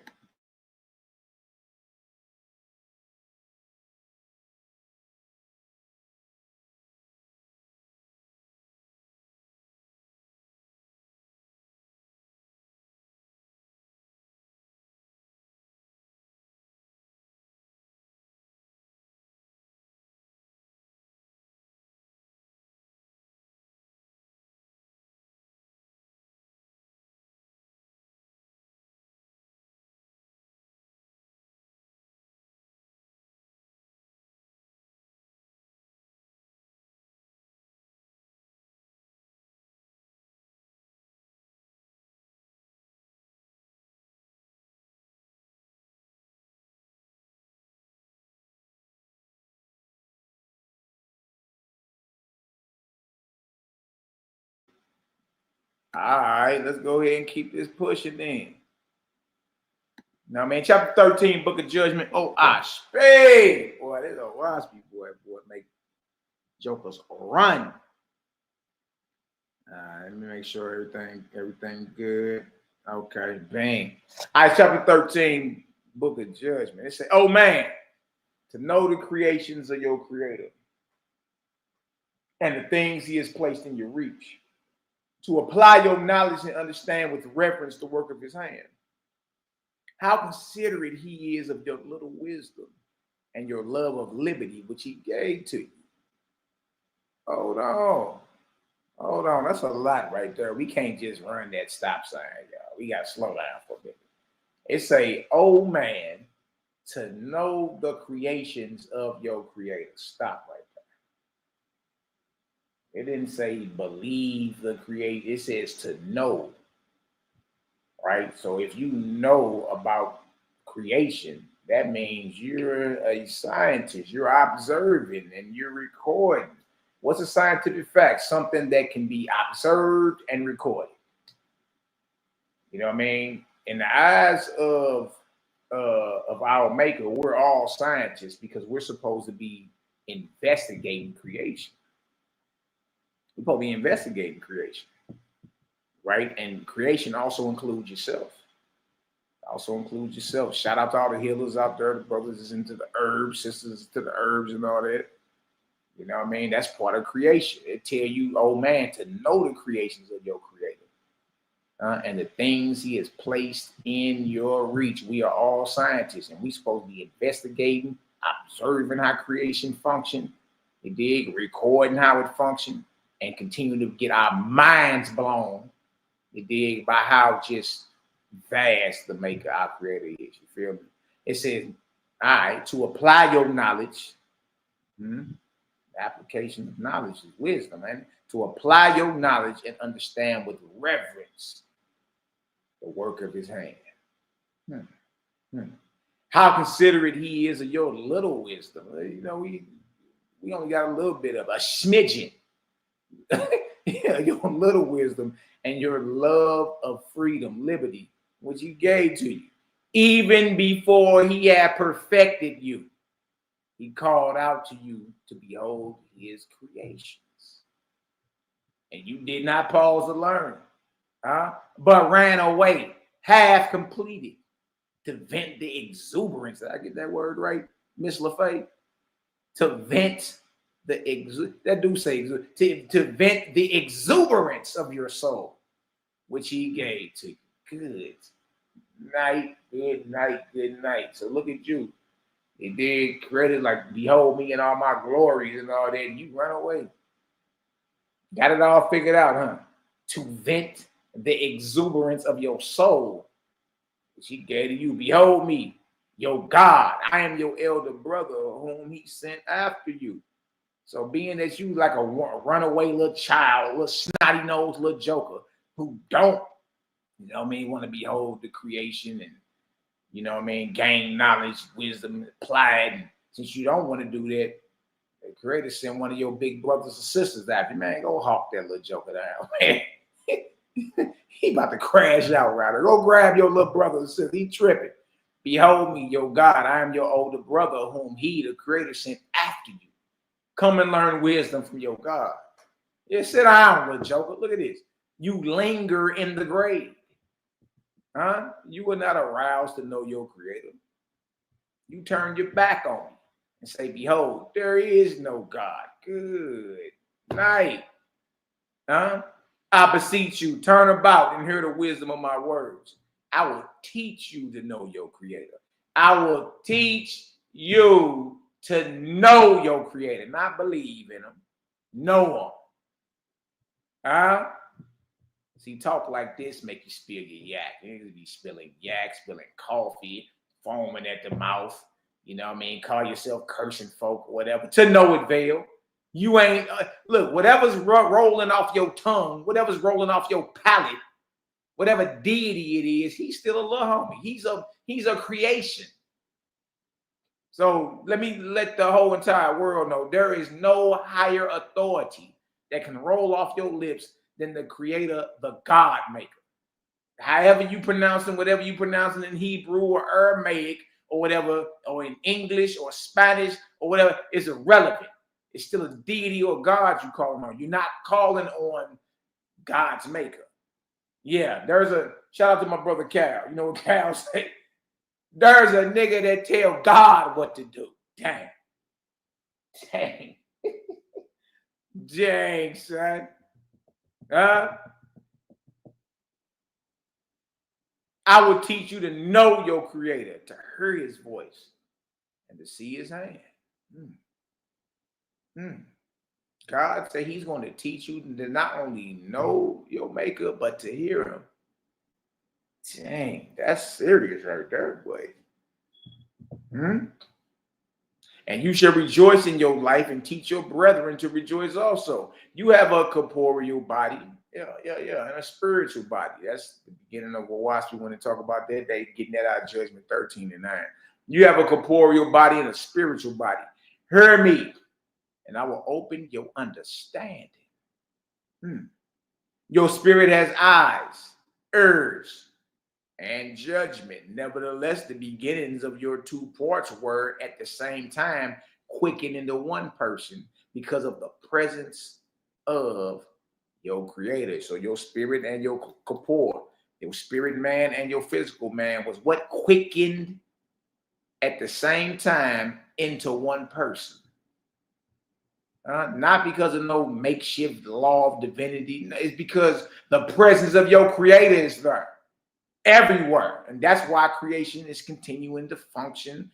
And there's more creation happening because the creator's presence is here everywhere. And that's what we do. We declare the presence of the creator. We don't care who don't like it, who get mad, and you don't like the way it sounds. So what? We don't care nothing about that. Care nothing about that. Our job is to declare the ever presence of our creator to you first and foremost. The fact you were even made alive and quickened from two parts into one person is because the presence of the creator is there. There is no sun rising without the presence of the creator. There is no moon rising without the presence of the creator. There is no you getting up. Talking about you woke yourself up. There is no you getting up without the presence of the creator. You get up and go ahead and get that throat and that mouth together, boy. That deal smell like a rusty bag of quarters when you wake up. You reminded of death when you wake up, like, dang. Let me go ahead and get I got a fireball in my mouth real quick. You don't even wake up without the presence of the creator. Period. Look at this.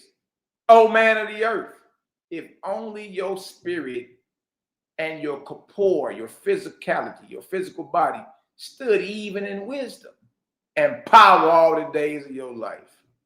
But you are so delighted in the earth that you have left your spirit unfed. Look at this. You have left your spirit unfed. So busy chasing the bag and everything just so carnal and based off what you can see. You ain't even feeding your spirit no more. What's really going on?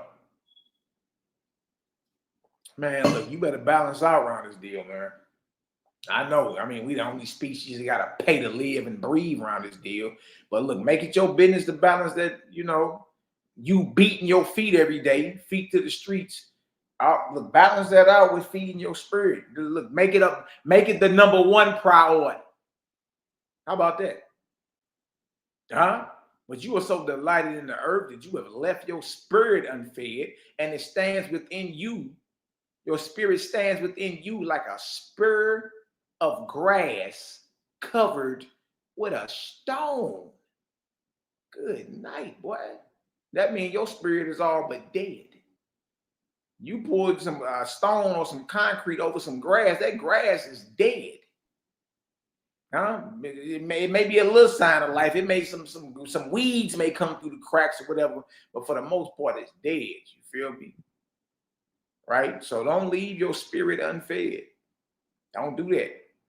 You know what I mean? So busy chasing whatever it is, and you look up the majority of the people who you deem is successful and so rich and powerful and all that, y'all, they in kindergarten when it come down to the grades. They not even in grade 1.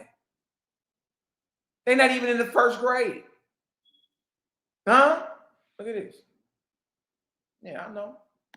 See, in the spirit world, all that heavy talking about you bragging about what you got, and niggas got stacks of money they got on their face like they on the phone, and look, don't none of that fly over that way. That's a no-fly zone. It's all based off your grade. What have you done to prepare yourself for even coming here? Oh no, brother. I was, I was a rapper. I was a drill rapper. Huh? Look at this. And you do not see spiritual things, nor hear the unseen. For a stone lies upon your soul. Never leave your spirit unfed. Ever. Ever. Look at this. Yet you have great learning as the corporeal knowledge and great vigor as the corporeal judgment. Yeah. You may be. Oh, brother's an esteemed mathematician. This is Neil deGrasse Tyson right here. You have great learning as the corporeal knowledge and great vigor as the corporeal judgment, and you rate your neighbor a fool. Because, in fact, in contradistinction, and how you say that, Mr. LaFay? In contradistinction to you, he hears and sees spiritually, but you call him a fool. Here you come with your great corporeal knowledge, and he's an engineer and a great mathematician. Huh? But you label your neighbor or rate him as a fool because he hears and sees spiritually, and you don't. Look at this. And your God weeps for you. And your God weeps for you. Because at the time of your death, you shall stand in heaven in grade 1. Even as the spirits of the beasts of the field. You see what happens when you don't feed your spirit? Here you go right here. Yeah, first grade. Still got a foot in kindergarten. Y'all think we be playing. That's what I'm saying, boy. Dang. That's for those who spend their time just nourishing their corporate, just getting that bag. It ain't nothing else to do but get money. We put on this earth, die, man. In the meantime, get money. and Belly, DMX and Belly, he said, man, look, we put on this earth to die. In the meantime, get money. Hold on. It just said them cats will leave their spirits unfed, and it's like laying a stone on some grass. You basically kill the grass. You can't hear or see the creator's voice. You rate your neighbor a fool because he can hear and see spiritually. You dig? It says you have a stone on your spirit. You dig? But you have great mathematics, Neil deGrasse Tyson. You have great learning of corpore. Man, they say a Negro like Neil deGrasse Tyson entered the spirit world where a foot still in kindergarten. And y'all be sealed. A Negro like that walk in the room today, man, it'll be a standing ovation. Negroes will be sealed clapping like it's feeding time at the zoo, man. Oi. Look, oh, that's Neil deGrasse Tyson. Oi. Neil, here we go. We fake this. We over here looking like, ooh, him? That's your man's right there? Yeah, he in Kenny. He got one foot still in kindergarten. He got the sticky name badge on. Yeah. He you gotta take a Sharpie marker and draw his name on the tag of the club on his jacket, so his jacket don't get put in lost and found, or his jacket don't get stolen or something like that. You have to write your name on the tags of your clothes still. You got to put you a sticky name badge on. You have 1 foot in kindergarten and 1 foot in the first grade, Neil deGrasse Tyson. Huh? And these are the people that you celebrate. It's like, boy, look, I thank Creator that the spirit world, the playing field or the playing ground has been leveled. Can't none of y'all pop up over there in your prayer breath or in your braggadocious breath bragging about how many degrees you got, how many damn elevators you got in your house, Billy Carson. Huh? Or how you're an esteemed astrophysicist, Neil deGrasse Tyson. You niggas enter the spirit world with 1 foot still in kindergarten. I ain't say it. I didn't write the book. I just read what was in it. Hold on. Look at this right here. Look at this. I'm going to start at verse 14 again. It say, yet you have great learning as the corporeal knowledge and great vigor as the corporeal judgment. And you rate your neighbor a fool because in fact, in contradistinction to you, he hears and sees spiritually. Because you don't, right? And your God weeps for you. God weep for a Negro like Billy Carson, Neil deGrasse Tyson. These esteemed men who ain't been doing nothing but selling you knowledge this whole time.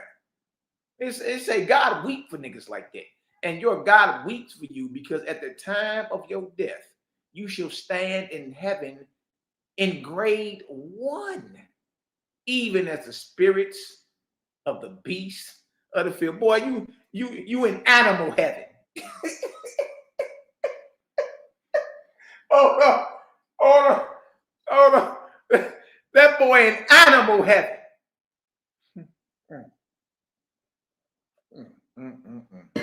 I know. This Negro's mad. Mally, why you gotta say it like that? See, nah. We was rocking with you at first, brother, but man, anything you doing and you ain't acknowledging the credit is irrelevant. It don't even mean that you spinning your tires in the mud, chasing your tail. You wasting your time. Huh? Your present knowledge shall be what? Void. And your vigor only like that of a newborn child. The boy's a baby. The boy's a baby. Yeah, give him a binky. Put him in a receiving blanket. Burp that little joker. Well, breastfeed him, then burp him. Your present knowledge shall be void, and your vigor only like that of a newborn child. And my angels who are wise and strong shall take you about in Haddah, the lower heavens, the heavenly plateaus that rest on the earth, and divert you with things approximating between the two worlds, so that you may be made to comprehend yourself and your creator's work. You got to unfold a joker like that. Usually people like that don't get it till after they cross over. So, look at you. You was the big muckety muck, wasn't you?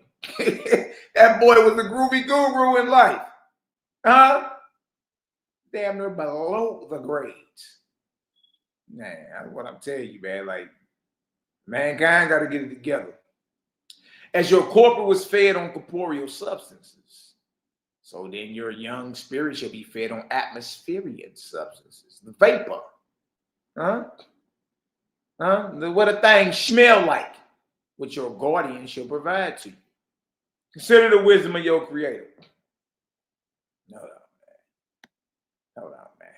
Consider the wisdom of your creator who sent me to fetch you into places of the light. You see, the creator saying, God, hey, go run down your little brothers and sisters. Inspire them toward my heavenly kingdoms. Inspire them toward what? This resurrection program I got going on. Go fetch them. Hawk them little jokers down. Make them understand me. God got a job. Creator get God a job. Man, go get your badass little brothers and sisters. Man, they over there tripping. Look at this. Oh, if only I could take you to the highest heavenly places. If you could stand before me and talk face to face. But even as a newborn child is unsuited to feed on corn and nuts, your spirit is as a starveling in high heaven. And I take you to the nurseries where I have provided for you according to your weakness. Your mother was provided for you before you were born, and my heavens arranged before your spirit enters the earth. Look at that, boy. You did not shape yourself in your mother's womb, and behold, the perfection of your every part. Trust in your creator. Oh, wait, I like that. Trust in your creator, but seek also to go with him. And you shall attain easily to the highest mountains, places, conditions he created for your glory. It says, so trust in your creator, but look, you got to get active in this thing. You just not no bystander watching life happen to you. No, you're actively participating in this salvation, resurrection, redemption. You are actively participating. You in the field. You done jumped outside and you done already pressed play on it. You ain't just sitting back waiting for something to happen for thou. No, you got this light and you go forward and conquer in this love, light, wisdom, peace, and love, liberty. See what I'm saying? But you got to get active though. All this sitting back, playing with your thumbs, studying cloud patterns, you're wasting your time. You got to get active. Active. Look at this. Oh, if only you had not contaminated your physical part by the flesh of the beast and the meat of his living creatures. Good night. Now you going into the diet. A lot of folk don't want to hear that.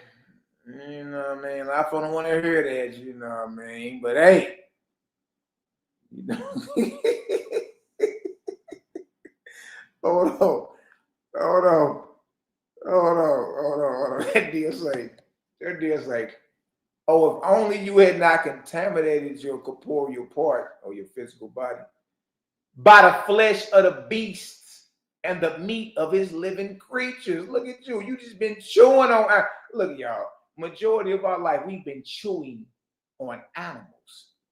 You dig? And this is right here, you've contaminated your physical body. And you got people with the unmitigated gall who still are throwing loin meat down their mouth. Got the nerve to say something to you about some herbs. It ain't even no argument. It ain't no argument. You can't argue with. How are you? You got a triple cheeseburger you just threw down your throat. Washed it down with a soda, a Pepsi or something like that. And you got the nerve to talk crazy about this brother or sister who got him some herbs rolled up. That don't even, do that even make sense?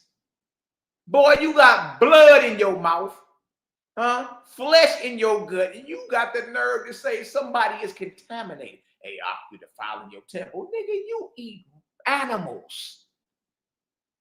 You eat animals. Some of you eat squid, alligator meat, gizzards, liver meat. The hell out of here talking about some hey brother, you over here defiling your temple. Nigga, you eat squid. Goat head, lamb shoulders, crabs, shrimp.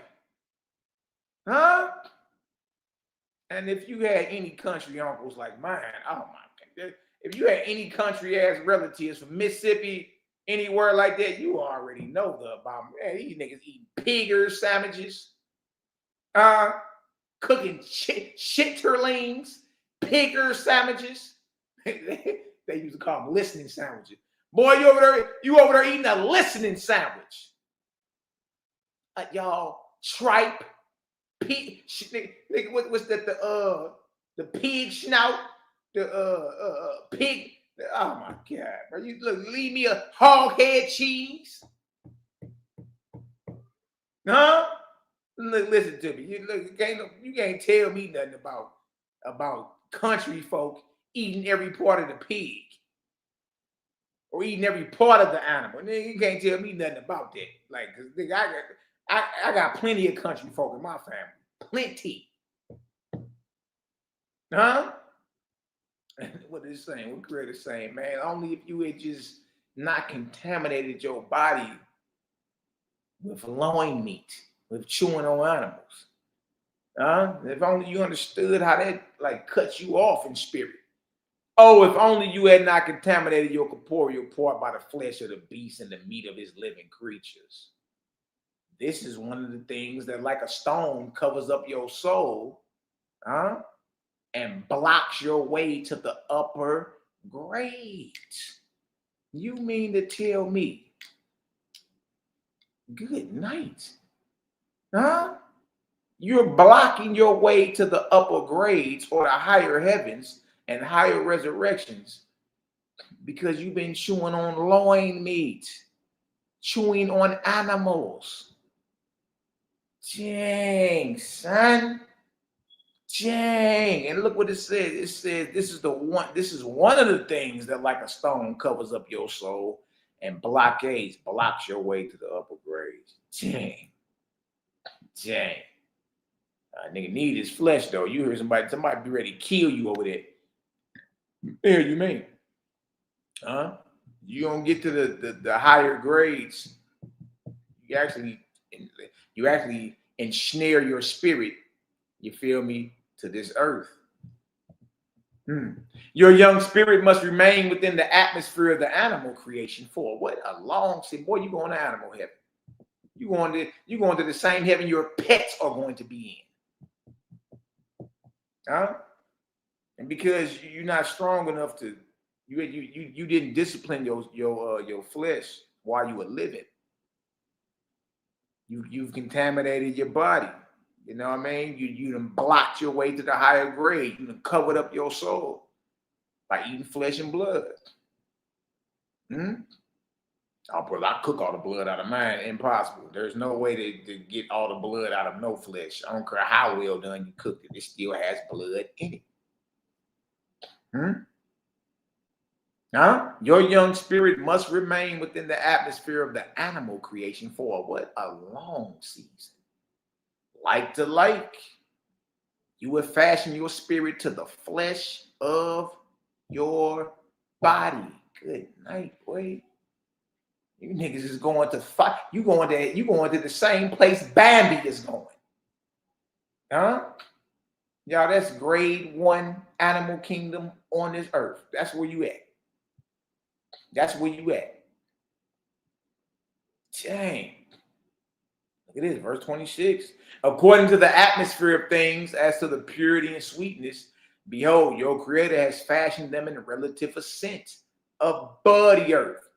That which stinks, huh? Like your damn slaughterhouses, like dead flesh, that which stinks rests on the earth. That which is pure is upward and high. Yeah, look at that there, boy. Look at that there, boy. Yeah, so even your diet will keep you bound to the earth. Even your diet.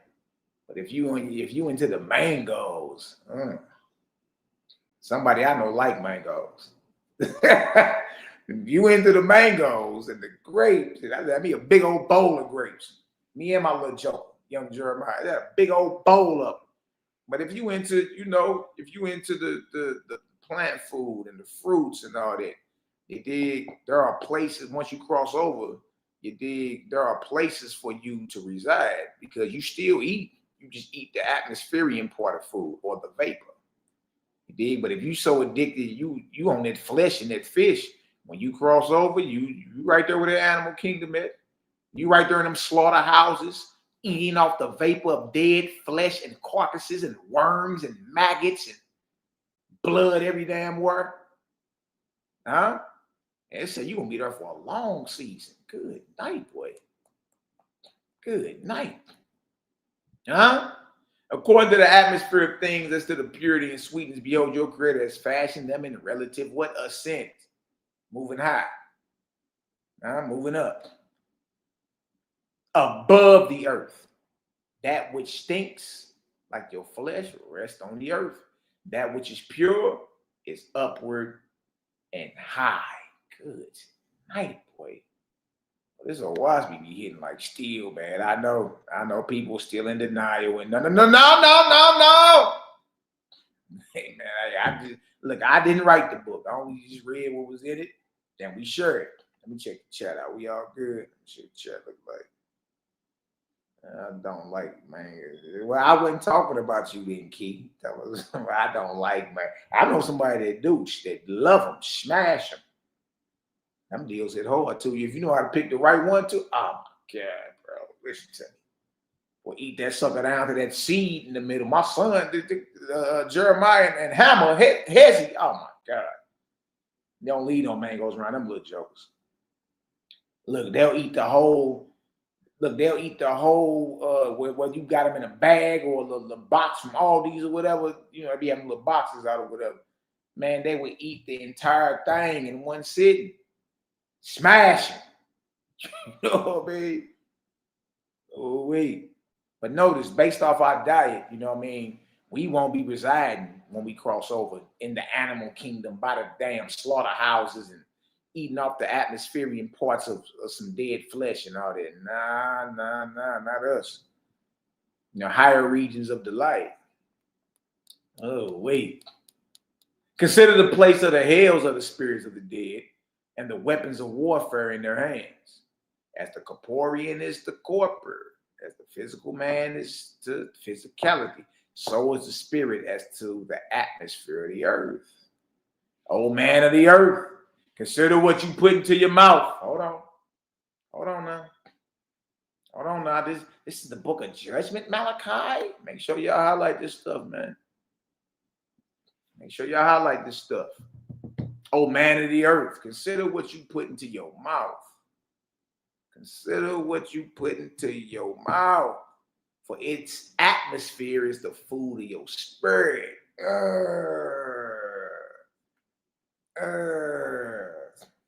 Shout out to I want to give a salute to the brother Eliatum, the breatharian.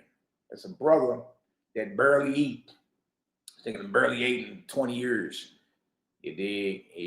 But he receives his nourishment and his energy and all that by the breath work that he do every day. And I don't even think he live in America. I think he down in the Caribbean. Last I checked, he was in Ghana somewhere, West Africa somewhere. You dig? But there's a brother that's living right now who already lives off the atmospheric parts or the atmospheric parts of food or the vapor of food.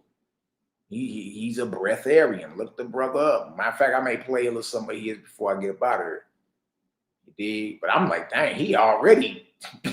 Man, I don't know about that. They walk around and just right now and just breathe, brother, and harness everything you need. Some brothers, he a brother that got it. You got other people who just drink liquids.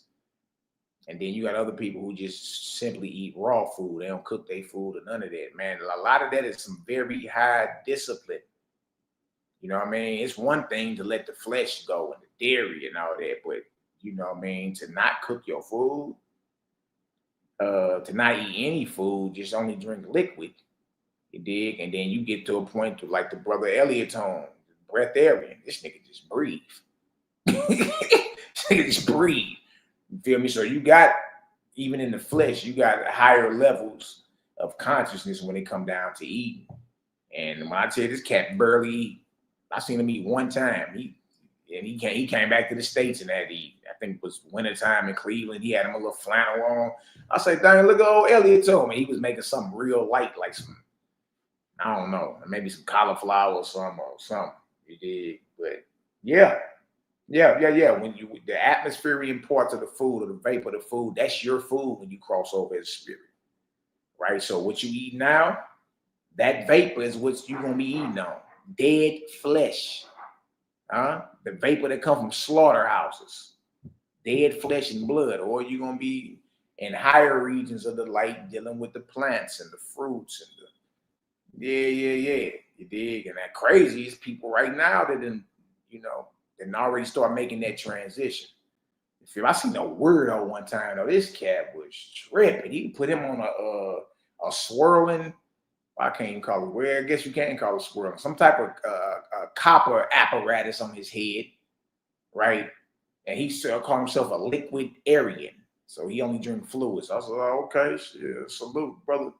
He going pretty hard. If all he doing is juicing. That's it.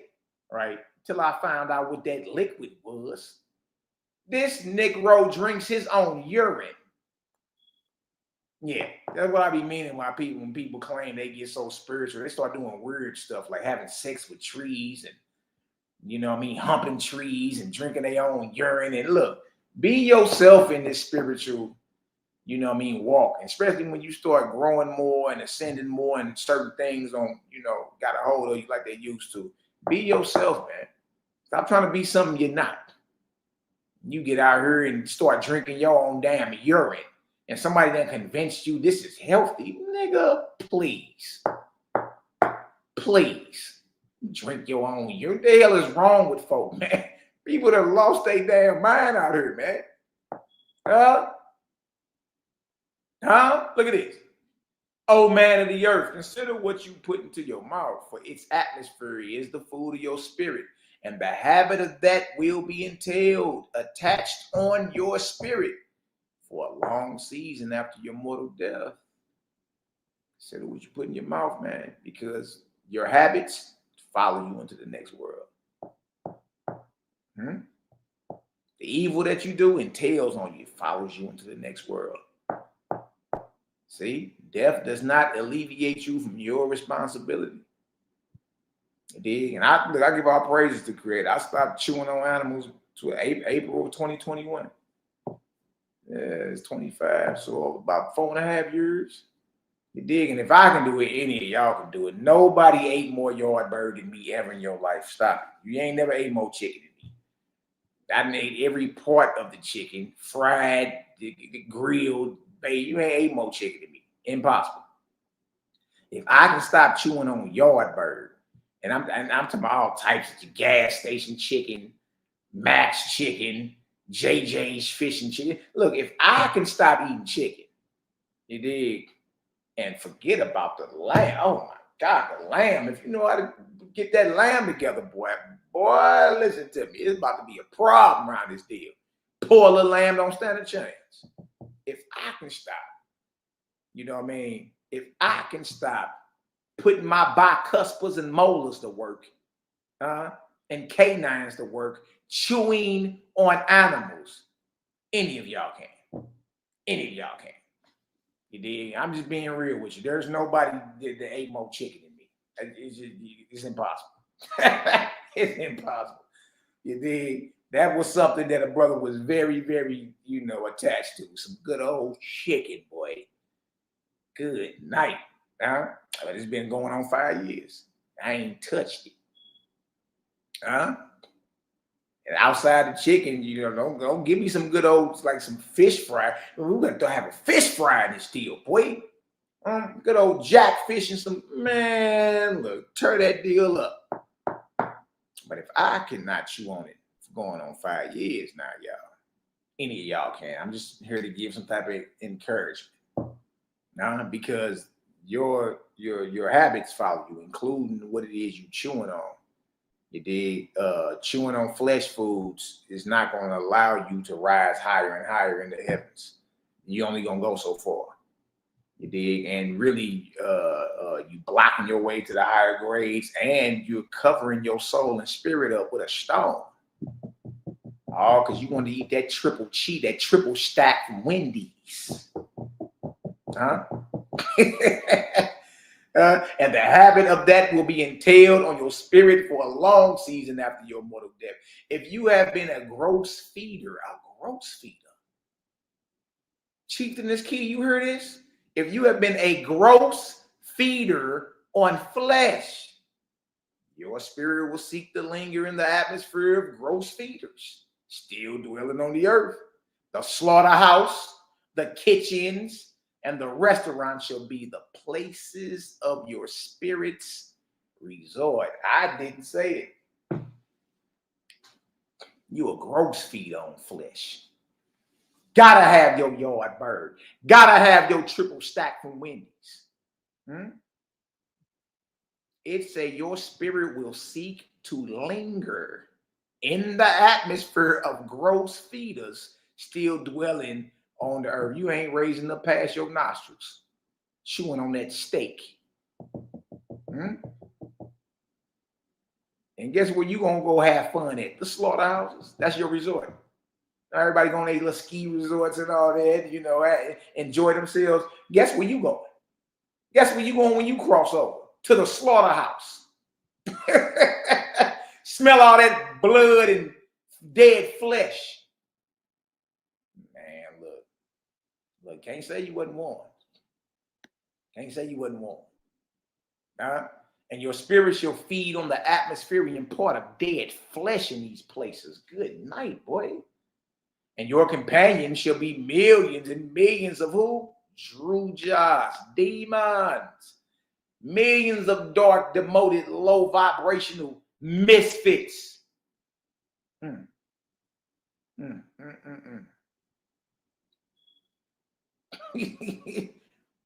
on. What y'all talking about over here?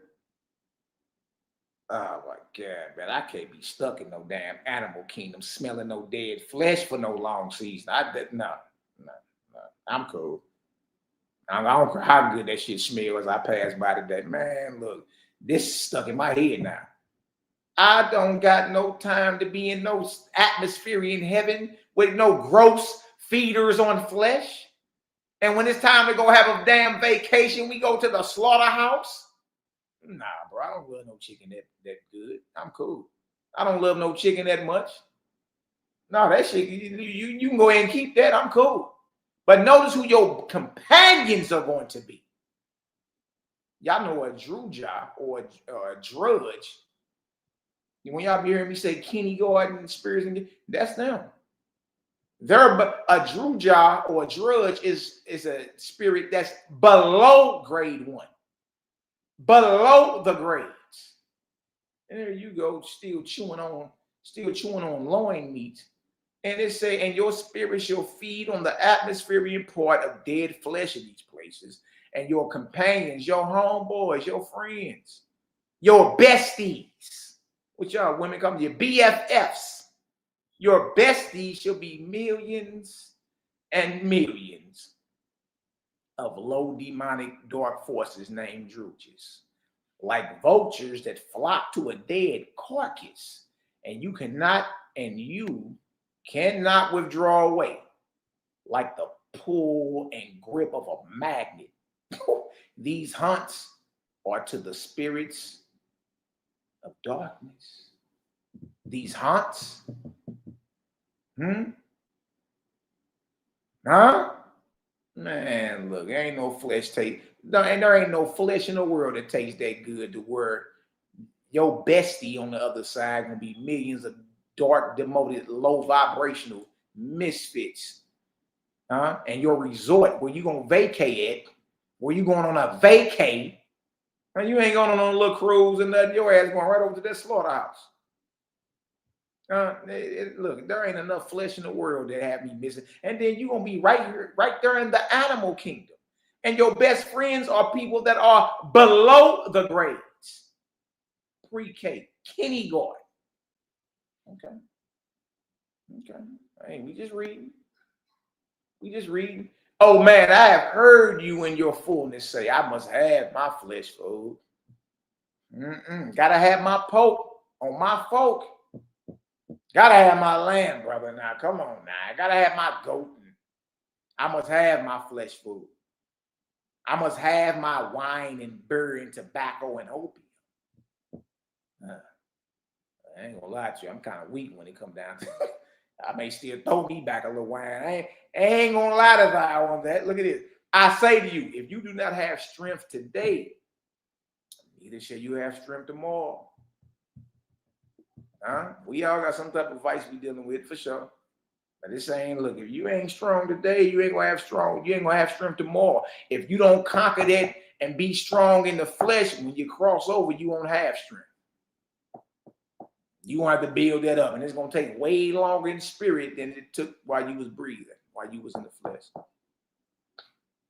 I say to you, if you do not have strength today, neither shall you have strength tomorrow.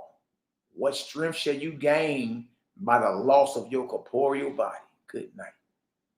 Good night, boy. Look at this.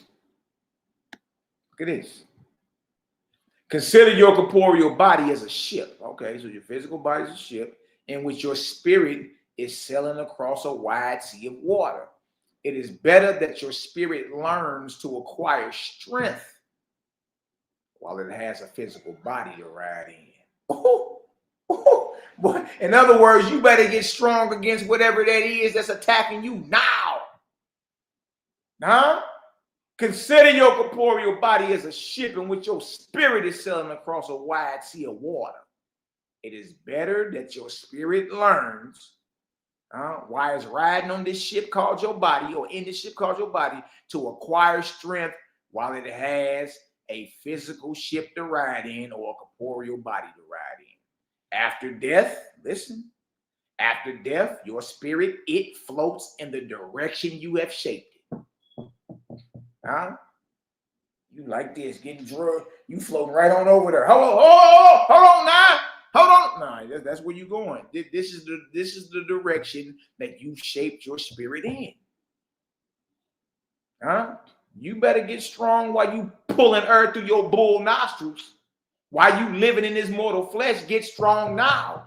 After death, your spirit floats in the direction you have shaped it. Neither do you have power for a long season after you are dead to go against the current. Yeah, what current? Yeah. Remember, your spirit floats in the direction that it's shaped. Floating sound like you on some water or something, right? You don't even have no strength to go against you wherever direction you floating in when you die. That's the direction you shaped it in, well, that's where you going. And you won't even gain the power to go against that current, to go against the direction you floating in for a long season after you die. You see, get your strength now, man. Start working now. Start disciplining that gut now. Discipline that body now. Get that mind together now. Because it's not as easy when you die. You dig? That's the direction you shaped your spirit in. That's where it's going. Until after a long season, you gain enough strength to be like, nah, I ain't about to be over in these slaughterhouses. Nah, man, that stank. I'm cool. Look at this. Remember, old man, these are the lessons of your creator. Get your lessons, right? We keep hearing our brother Selah always say, this school. Let's go. Get your lessons. You ain't even out here getting your lessons up around this part, man. Let me check the chat. What y'all on? James the Just, he 4 years. Okay, that's what's up, bro. Salute.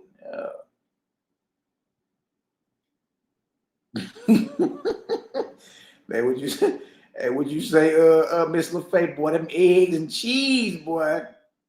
And the eggs.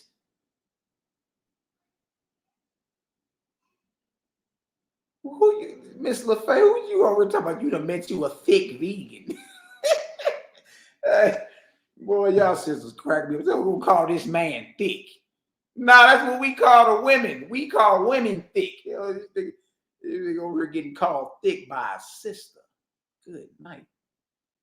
Thick. Oh, no, man. What is the world coming through? The women is calling men thick now. Man, I better not hear no sister say, "Ooh, you thick."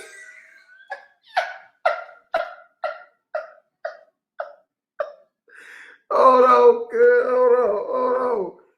Hey, man, y'all better not ever let no woman call you thick.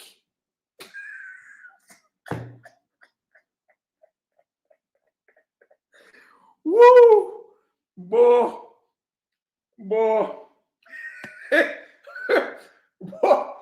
Boy, I don't know what the world came to, boy. The women are calling men thick now.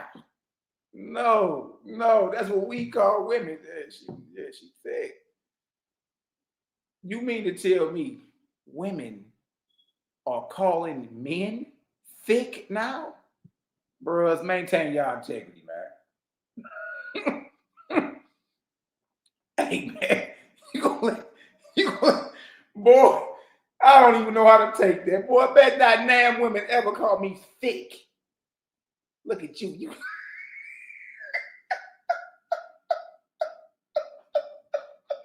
Oh, no. Woo! Boy, Miss LaFay, you got me over here crying. I'm laughing so hard. You can't be doing me like that, man. Listen to me. Oh, man, they got called. I wanted this man know you over here called him thick. Woo!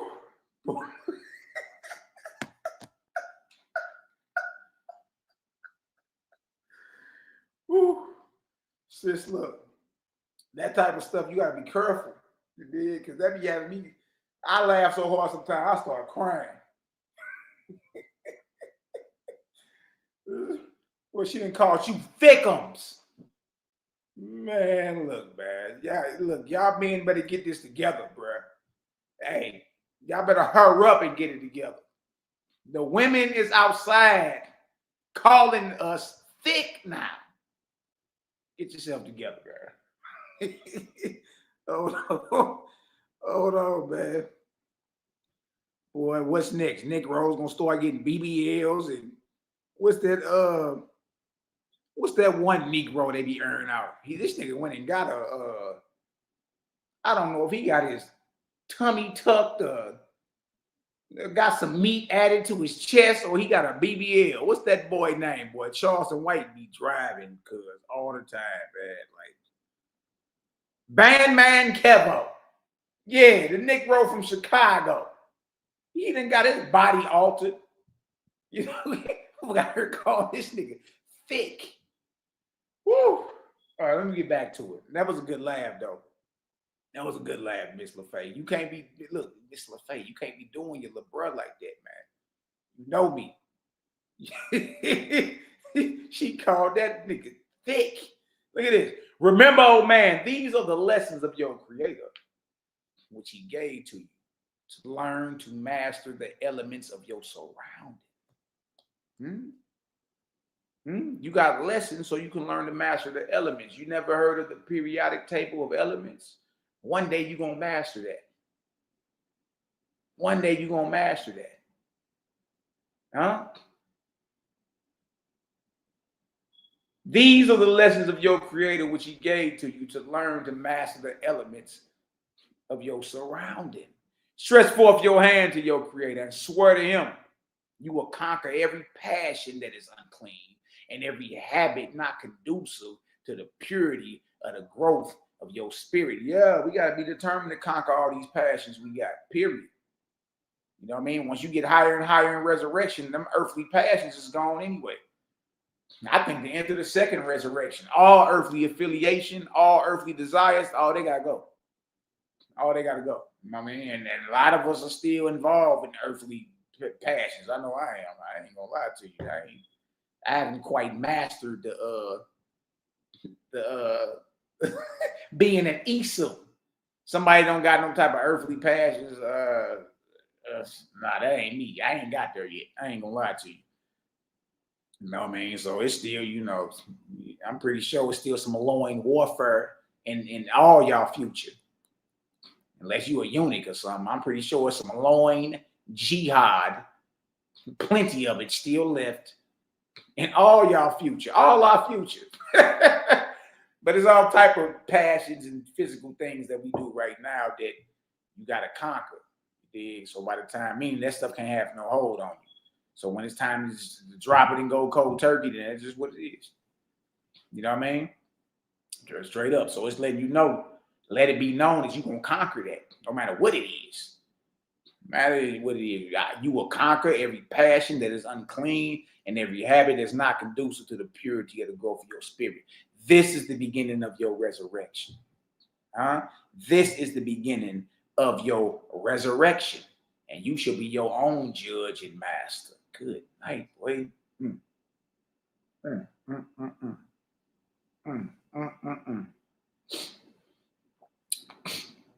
Look at it, boy. This is a wasp hit hard.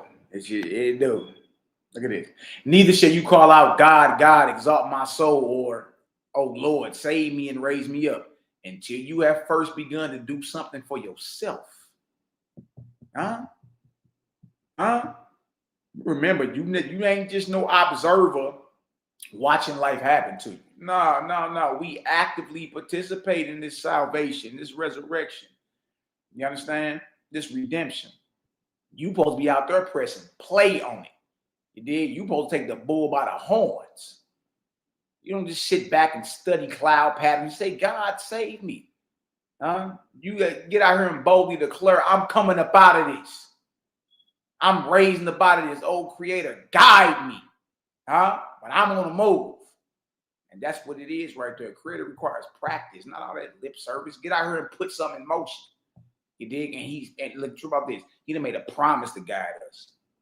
No matter what dark spot we going through in life, He'll create a guide you, but you got to be determined to blow through it. Shoot your way out, man. Be determined to shoot your way out of it. No matter where you at in life. Nah, this ain't where it stopped for me. I'm out of here. Shoot your way out of that. You dig? And ask your creator. You know what I mean? Guide me while I'm doing it. But I'm out of here. I'm blowing up out of this situation. Yeah. You dig? And as long as you're in motion, these things will be provided, man.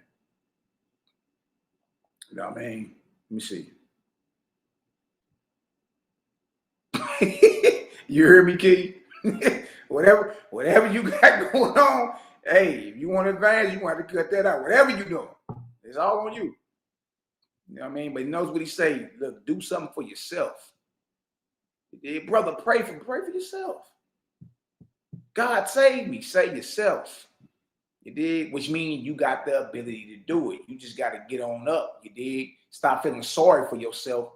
You dig? And be determined to blow through whatever it is you're going through. Look, even the earth go through its pockets of darkness. What make you think you're not going to go through some slow period, a low period, or dark moments in your life? It's be determined to blow through it. Be determined to master the elements around you. You dig? Blow through it. And all you got to do is pray to the Creator and ask Him to guide you through it. And He will. But you got to be determined to do it for yourself. Look at it. Oh, if only you knew where the virtue of prayer begins. And that he who practices the all highest, he knows, has the ear and the hand of his God, in which the prayers of the righteous accomplish, while the prayer of the ungodlike is as void as the wind. That prayer ain't went up past your earlobes. What? Certain men were down in a deep well, and they lay flat down on their bellies and prayed to be taken up. Yet they would not even raise their eyes to look upward. And others at the top of the well let down ropes, and they called down to those beneath to look up and catch the ropes. But they would not. And in course of time, those at the bottom said, alas, our prayers are not answered. Oh man, if only you would put yourself in the way of your God, to put away the uncleanness of the body first and the uncleanness of your spirit afterward. To seek for things that are pure and good instead of criticisms and philosophies that rise up out of your contaminated flesh house. that deal call our bodies contaminated flesh houses. Good night, boy. And notice where does criticism rise from? Who desire resurrection? Listen to what it says. Whoever desires resurrection, let him begin to resurrect himself. Resurrect himself. Do not make your confessions, which are between you and your Creator, before men, but covenant with him within your own soul, saying nothing of this for the laudation of man. Or you going to a priest or your camp elder or your fancy decorated moray. I'm like, you confessing your sin. That say, zip that up and keep that between you and your maker. Get that right inwardly. You know what I mean? You know exactly what it is you're doing. Get that right. And don't be doing nothing for the seal clapping of men. Look at this. Your spirit is as a seed of a beautiful tree, but your Creator planted. So what you need to do to your spirit, give it good light and a clean soil, so that its blossoms and its fruits may glorify your Creator and you. Look at this. What you think is a game? What you think we playing? Look at it. Such is the resurrection of the spirit of men. Do not wait for a Savior to save you. Do not wait for a Savior to save you. Do not wait for a Savior to save you.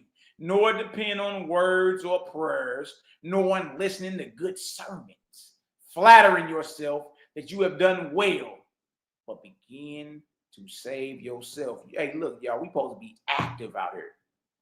You shouldn't be waiting to go to church to listen to a sermon, or waiting for somebody to go live on YouTube, or waiting for a Savior to pop out the sky. Creator say, save yourself.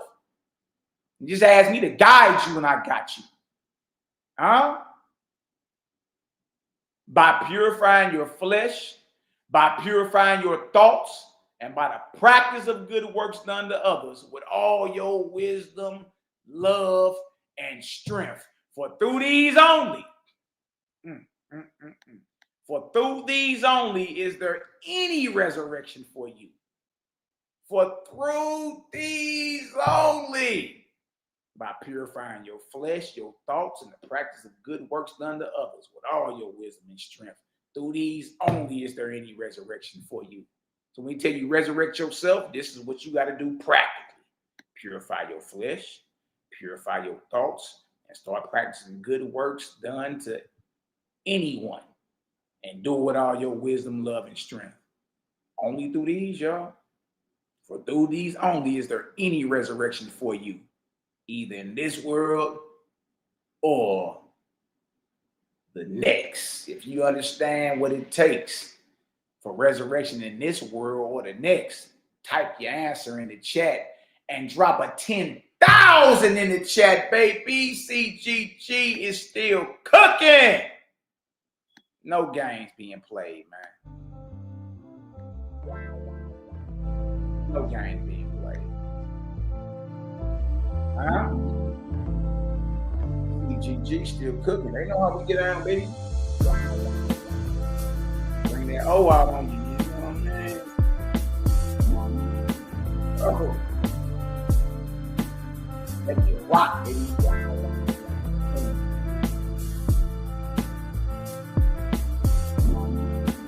Something real short, we did. Something real short. You want to get on and just keep pounding away. Pounding away. Big. Keep light bombing. Keep it going, man. Big. It's a lot to take in, but it's real simple. Real simple. You know what I'm saying?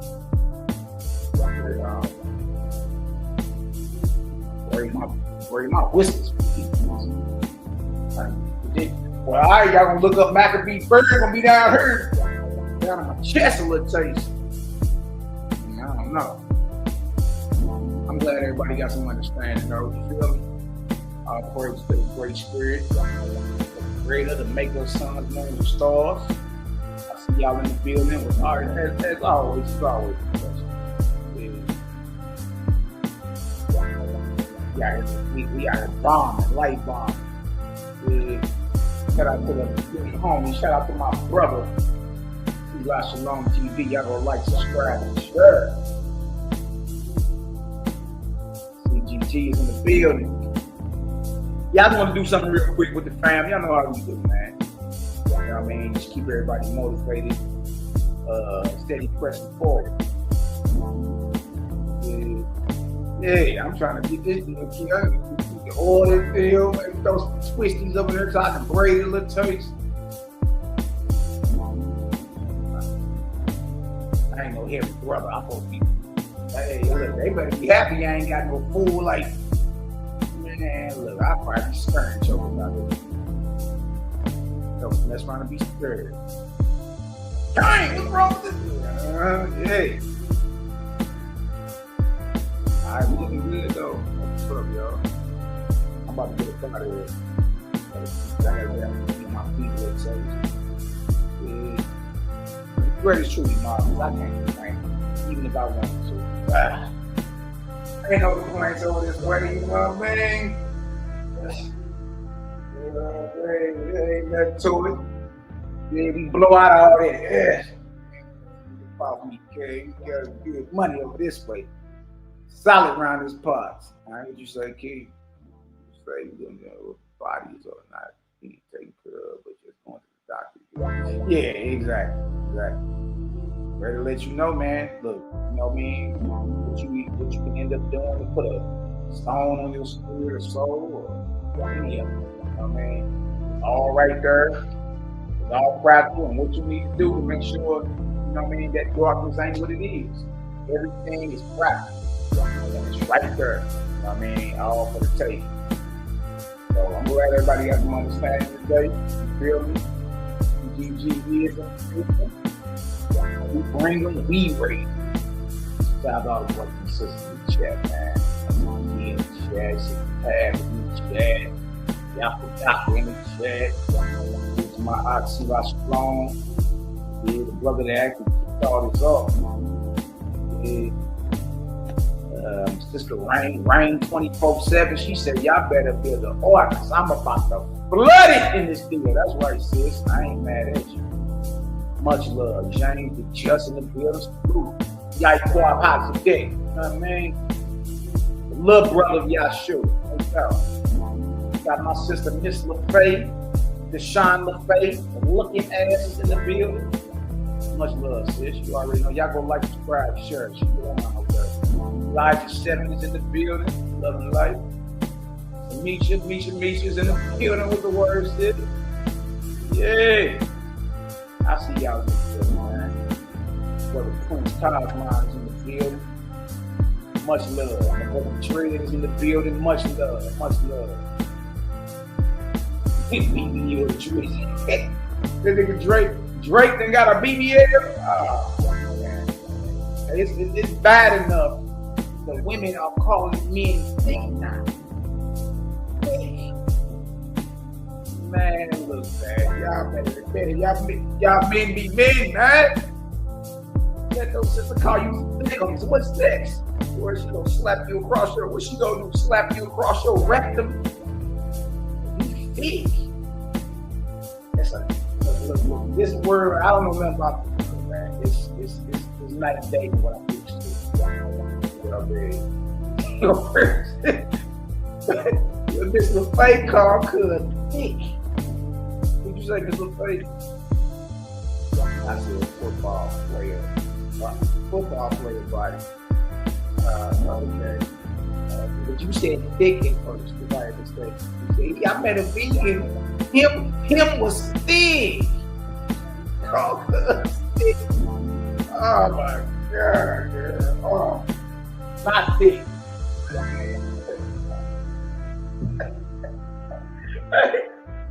Not thick. Look, you can't call.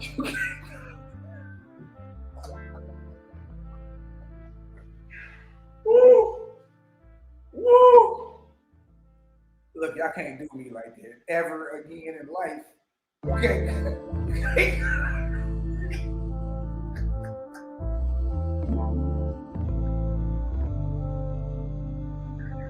Woo. Boy, y'all got me over here crying a little bit, boy. Oh, man, it's a cold game now, man. I don't know that about this word. I'm so out of the loop. Man, I try to get on one of these little dating sites and all that, man. I quickly got off that deal. Like, man, what the hell is going on around these parts? I don't know nothing about none of this. I don't know the new lingo, none of it. You feel me? So when she said, I met a vegan, and he was thick. Woo! Whoa.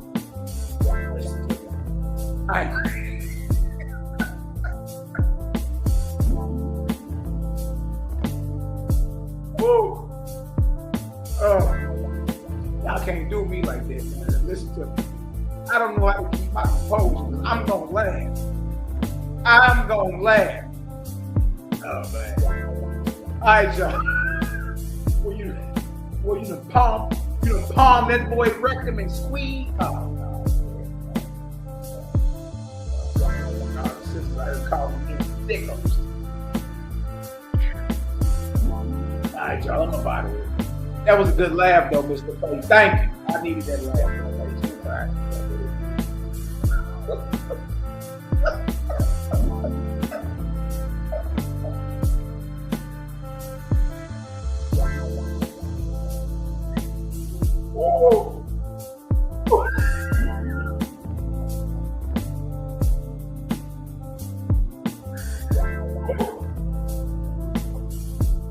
I ain't laughed this hard in a long time, I'm trying to tell you.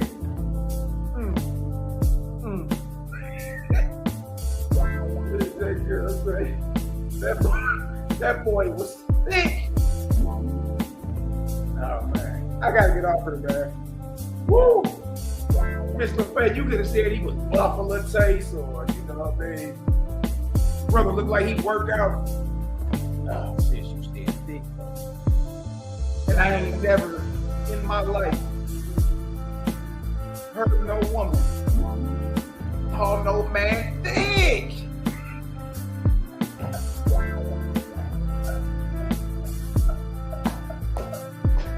Woo!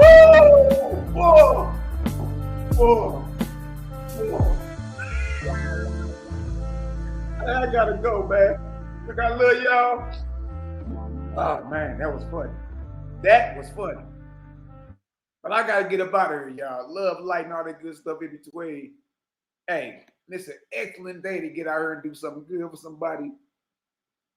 Look at Ema calling cousin Brick House 9.